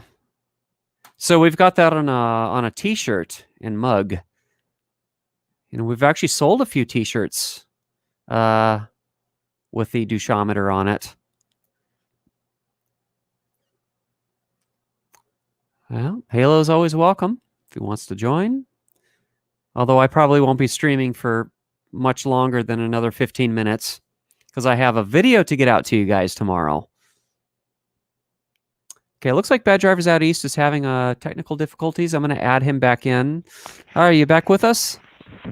Yeah, I don't know, kind of just froze for a second. Ah, yeah, kind of dropped out there for a second. Yeah, I'll be wrapping it up in a few minutes anyway. Yeah. I noticed Halo Mastermind left a comment. Yeah, is that the more recent one? Because I'm still looking at comments from 6 minutes ago. I haven't Oh caught up yeah, yet. it was featured for a minute or so there. Oh, It oh, was that's just that's the one I clicked on. yeah. Okay, Haven't so that don't see too many more questions.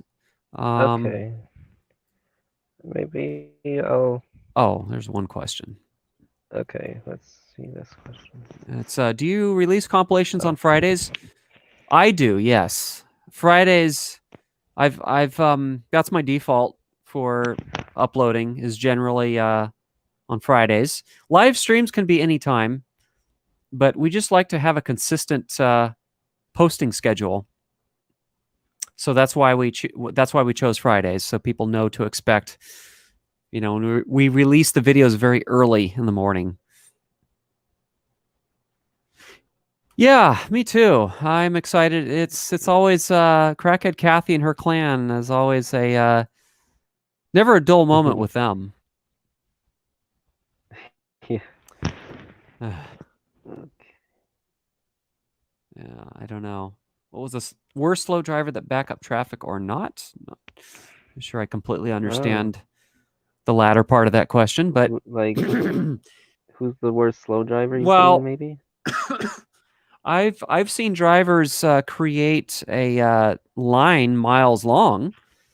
Yeah. I've seen some slow drivers completely cripple an entire highway. I have seen that. Yeah, honestly, it's amazing. Like sometimes if I'm able to finally get ahead and I notice that it's just one person causing it, I'm like, seriously? Ah, it's crazy. Turd munching Thompson says Jesse asks what did you think of Turd munching Thompson before? Before what? So we'll go from there. Before what? Uh, I'm not sure what time periods we're comparing, but so I asked the question a okay. long time ago if anybody tuning in has tested positive for COVID-19, and I didn't get any responses. So I'm going to assume that nobody has yet, Yeah. and I hope they don't. Yeah, me too. I think the key here is to keep your immune systems up Yeah. and keep on social distancing. Yeah, exactly. So it's Right. 11:17 where you are. Is this what time do you normally head to bed? Well, when I had been doing more night shifts, it was anywhere after midnight. Sometimes, rarely it would be like two or three, but usually one or two. But as my schedule has changed, I should probably start heading there sooner. But my body, my internal clock is needs to adjust still. Yeah. Well, somebody says that their friends have had it. Ouch. Louis, have any of them, to your knowledge, been hospitalized? Curious. What's particularly alarming is not just the death rate, which you know compared to other age groups is fairly low for younger people, but the Mm, rate of hospitalization is actually about the same across all age groups, which is scary. So if you have it, based on the data that's been released so far, you have about a 1 in 5 chance of being hospitalized, wow. and that's significant. Yeah. Yeah, I mean, and we're on the hook for the cost. Mm-hmm. As far as I know, the stimulus package does not include any kind of relief from healthcare costs in treating COVID-19, except for the Wow. testing is free. Wow, that's rough. It is rough, Mm, and we have price gouging as it is in our hospital billing systems. yeah. Like there was an article that came out of our local newspaper where someone was charged over $100 for a pen, What? $60 for a pill. Mm, unreal. And it's just these arbitrary amounts that hospitals can charge you, Yeah. and it's not enough government oversight on that. So it's particularly scary. I mean, it's a 1-2 punch. A lot of Mm-hmm. us are, a lot of people are out of work, not earning money. So they're going to Yeah. struggle to pay their bills, and then the second punch is if they're hospitalized. Well, they're on the hook for whatever their insurance doesn't cover, Mm. Yeah. having to be Yeah. hospitalized. So it's quite a serious situation. and It is. and I think I think it's pretty safe to say that the actual numbers of the infection rate is a lot higher than what we know. I mean, these are just the cases that we know about that were tested, and testing has been scarce relatively, and so a lot of experts Mm-hmm. are saying, well, let's multiply the number of known cases by anywhere between 2 and 10, and that's probably more realistically how many people are actually infected. Yeah. Which, if that's the case, that could actually drive the mortality rate down, because the Yeah, that's mortality the rates, thing. yeah, the mortality rate and the rate of hospitalizations are only based on the known cases that were tested. What about all the cases that weren't tested? It could be up Yeah, to 10 times more cases. So that may be that the rates are a little lower, but still, it's probably going to be higher than the flu, yeah. Yes. which is pretty serious. And the Yeah. fact that this is a lot more contagious than the flu. Yeah, it's crazy contagious. So just in the time that I started the stream 3 hours and 20 minutes ago, we had 83,600 cases in the United States, known cases, and now it's just since we've been sitting here talking with you guys, it's jumped up to 85,600. Wow. There's a website that has a running count of known Mm-hmm. cases in the States. And it is that the one that shows the recovered ones too? It does. Shows the Yeah. deaths recovered. Mm-hmm. And then you scroll down and it's got a number of different graphs that Okay. compare different data sets. Mm-hmm. And the cases are still growing exponentially. So, yeah. Yeah, I try not to let myself get too worried. But, Yeah, easier said than done sometimes. But, mm-hmm. you know, yeah. So Yeah. gas is pretty cheap around here. I don't know Yeah. what it is now. I haven't been out in a week, but, with crude oil prices having plummeted down to levels we haven't seen since the 90s, it takes a little while for those prices to translate to lower gas prices, but demand has dropped. So I would imagine we were selling at $4 a gallon up here. Yeah. I'm sure it's going to drop quite a bit. Yeah, I filled up for 180. I have a card that gives me 5 cents off at Shell, so I filled up for 185, which is the lowest Yeah, that's I've seen in a amazing. long time. Haven't seen gas prices like that in ages. Yeah, I never thought I'd see prices like that in New Jersey again. Yeah, Yeah. but crude oil was trading at in the low 20s. Yeah. It's crazy. Yeah, it is. I think even during the Great Recession of 2008, I don't think I think oil prices, the lowest they got um was down into the 30s and 40s. Yeah, I think I remember that too. Mm-hmm. And have to see how stock futures are doing right now. Yeah. Give us a hint at how the market might do tomorrow. Yeah, we'll see.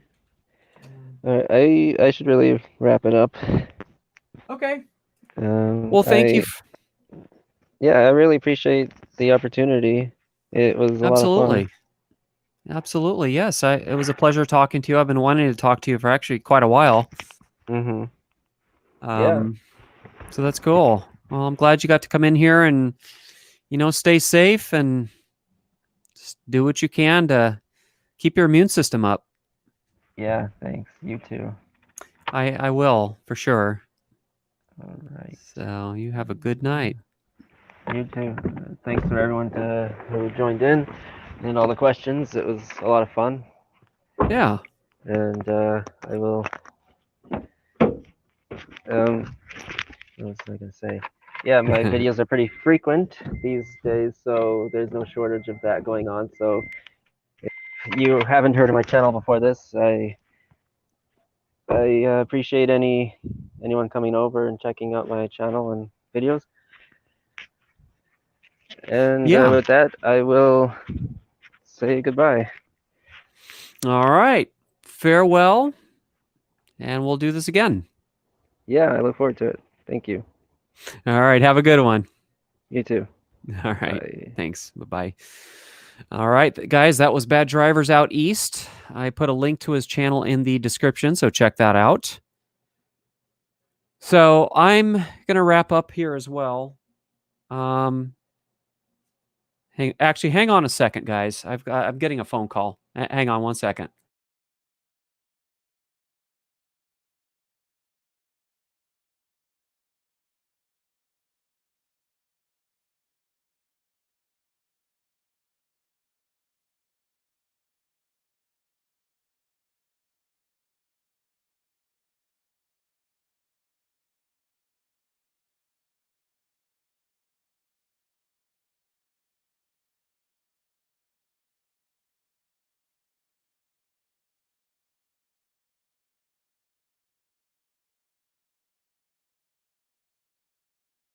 Okay, sorry guys, just had to take that phone call. What was I going to say? Yeah, so we're just trying to stay safe over here. I think anything you can do to boost your immune system would be great. Get enough sleep at night. Try not to stress out too much. Stress lowers the immune system. Eat a balanced, engage in a balanced diet. I think that if there's ever a time where we need to look after our health, it's now. So a balanced diet, you just can't go wrong with that. Exercise every day. If you take care of your body will take care of you. So try to get daily exercise. Of course, as long as you don't have any heart issues that would preclude you from exercising. But I do all those three things. I get the best sleep I can, and I actually do sleep really well.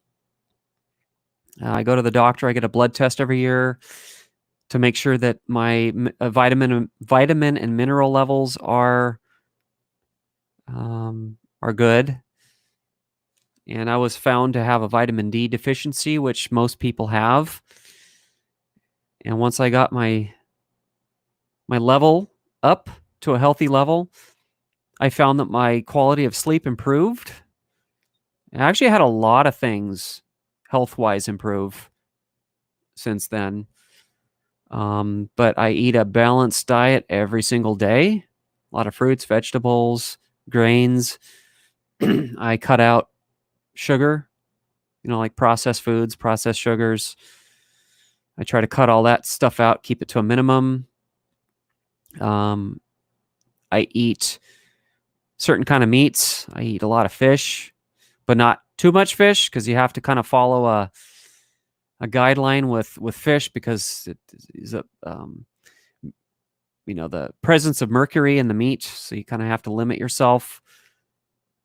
So red meats every so often to keep that iron going, and other vitamins and minerals that are hard to get from other sources. And I exercise every day and have been for years now.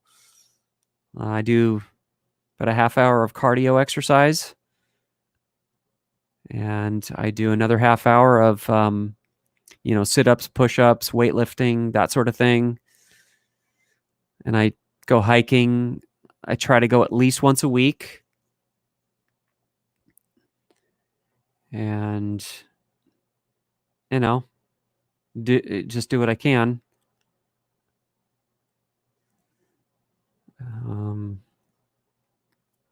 So whatever you guys can do. If there was also ever a time to quit smoking, if you are a smoker, I'd say now is really good time to do that. Really good time to give up smoking, as you need your lungs and airways to fight off coronavirus should you get it. So keep your alcohol consumption also to a minimum, because alcohol consumption can affect your immune system negatively.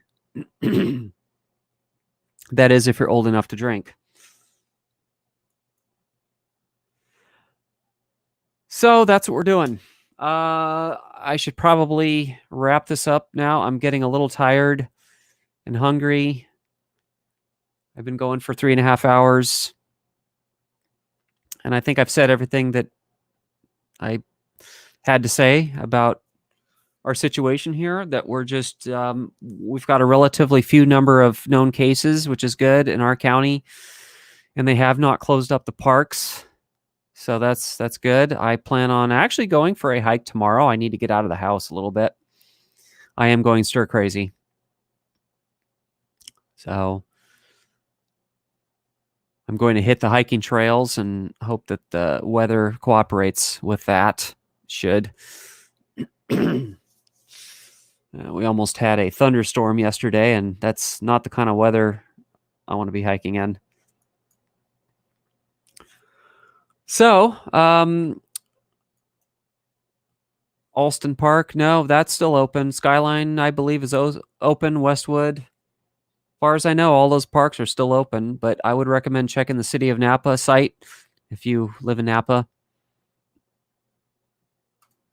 to make sure that they are open still, which they should be. Yeah, don't let the COVID bug bite. I know. Do I play video games? I used to, but I haven't had time for video games. You know, I'm so busy. I run 2 businesses, so free time is a little hard to come by. And when I do have free time, I usually spend it hiking or exercising. So I don't really have time for video games. But I used to. I used to play way back in the 90s. I used to play Wolfenstein 3D, Doom 2, the original games that were put out by ID Software. And then I took up Microsoft Flight Simulator, which I would even go as far as saying that's not quite a game because I didn't treat it like one. And then in the 2000s, I played a lot of Nightfire, GoldenEye, different James Bond first-person shooter video games.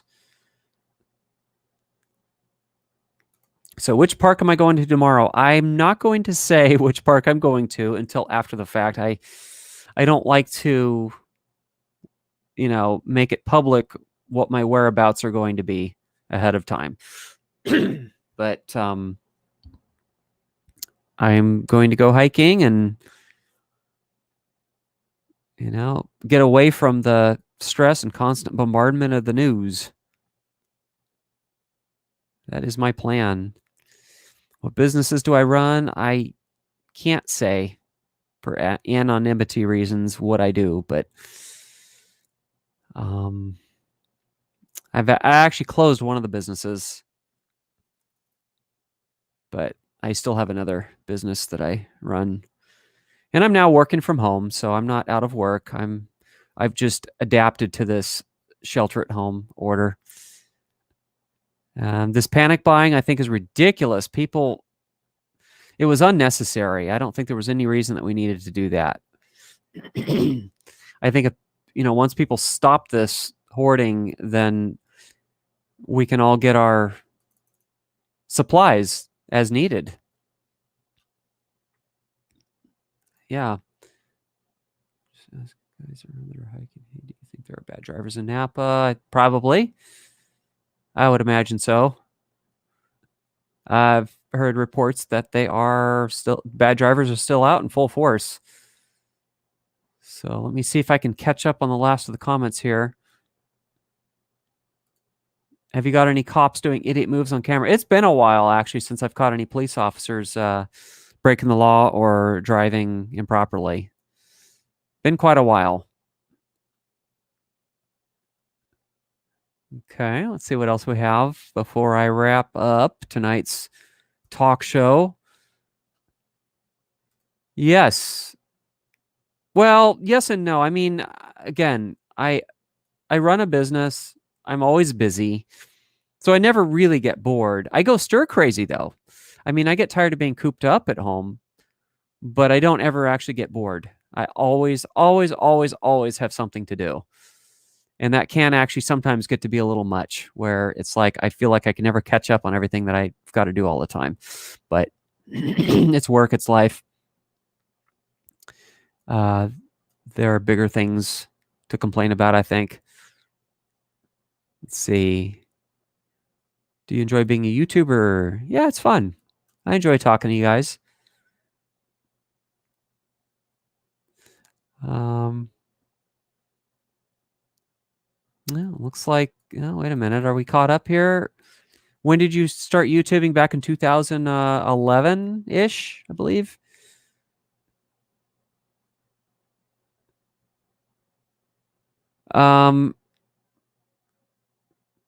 I don't think you're the real Halo. I'm sorry, because Halo is very careful about spelling, making sure that spelling is correct, and he punctuates his sentences, all of his sentences.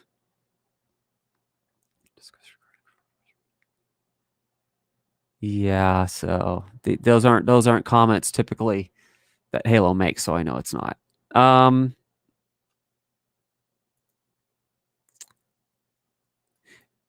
Who doesn't have kids? No, I don't. My wife and I don't have kids. I don't know about Halo though. All right, guys, I think this is a good time to wrap up. So again, hunker down as much as you can, stay safe, keep your immune system up, try not to panic. We will get through this. We will get through this. I assure you. May be a while, I don't know, but I'm like everyone else. I'm hoping we get through this sooner than later. And I'm just hoping for a vaccine soon as possible so we can put our worries to bed. And that's that. I am going to go eat dinner and I'm going to continue editing video 311 so I can have something published by morning tomorrow. So I'm really excited about 311. It should be fun.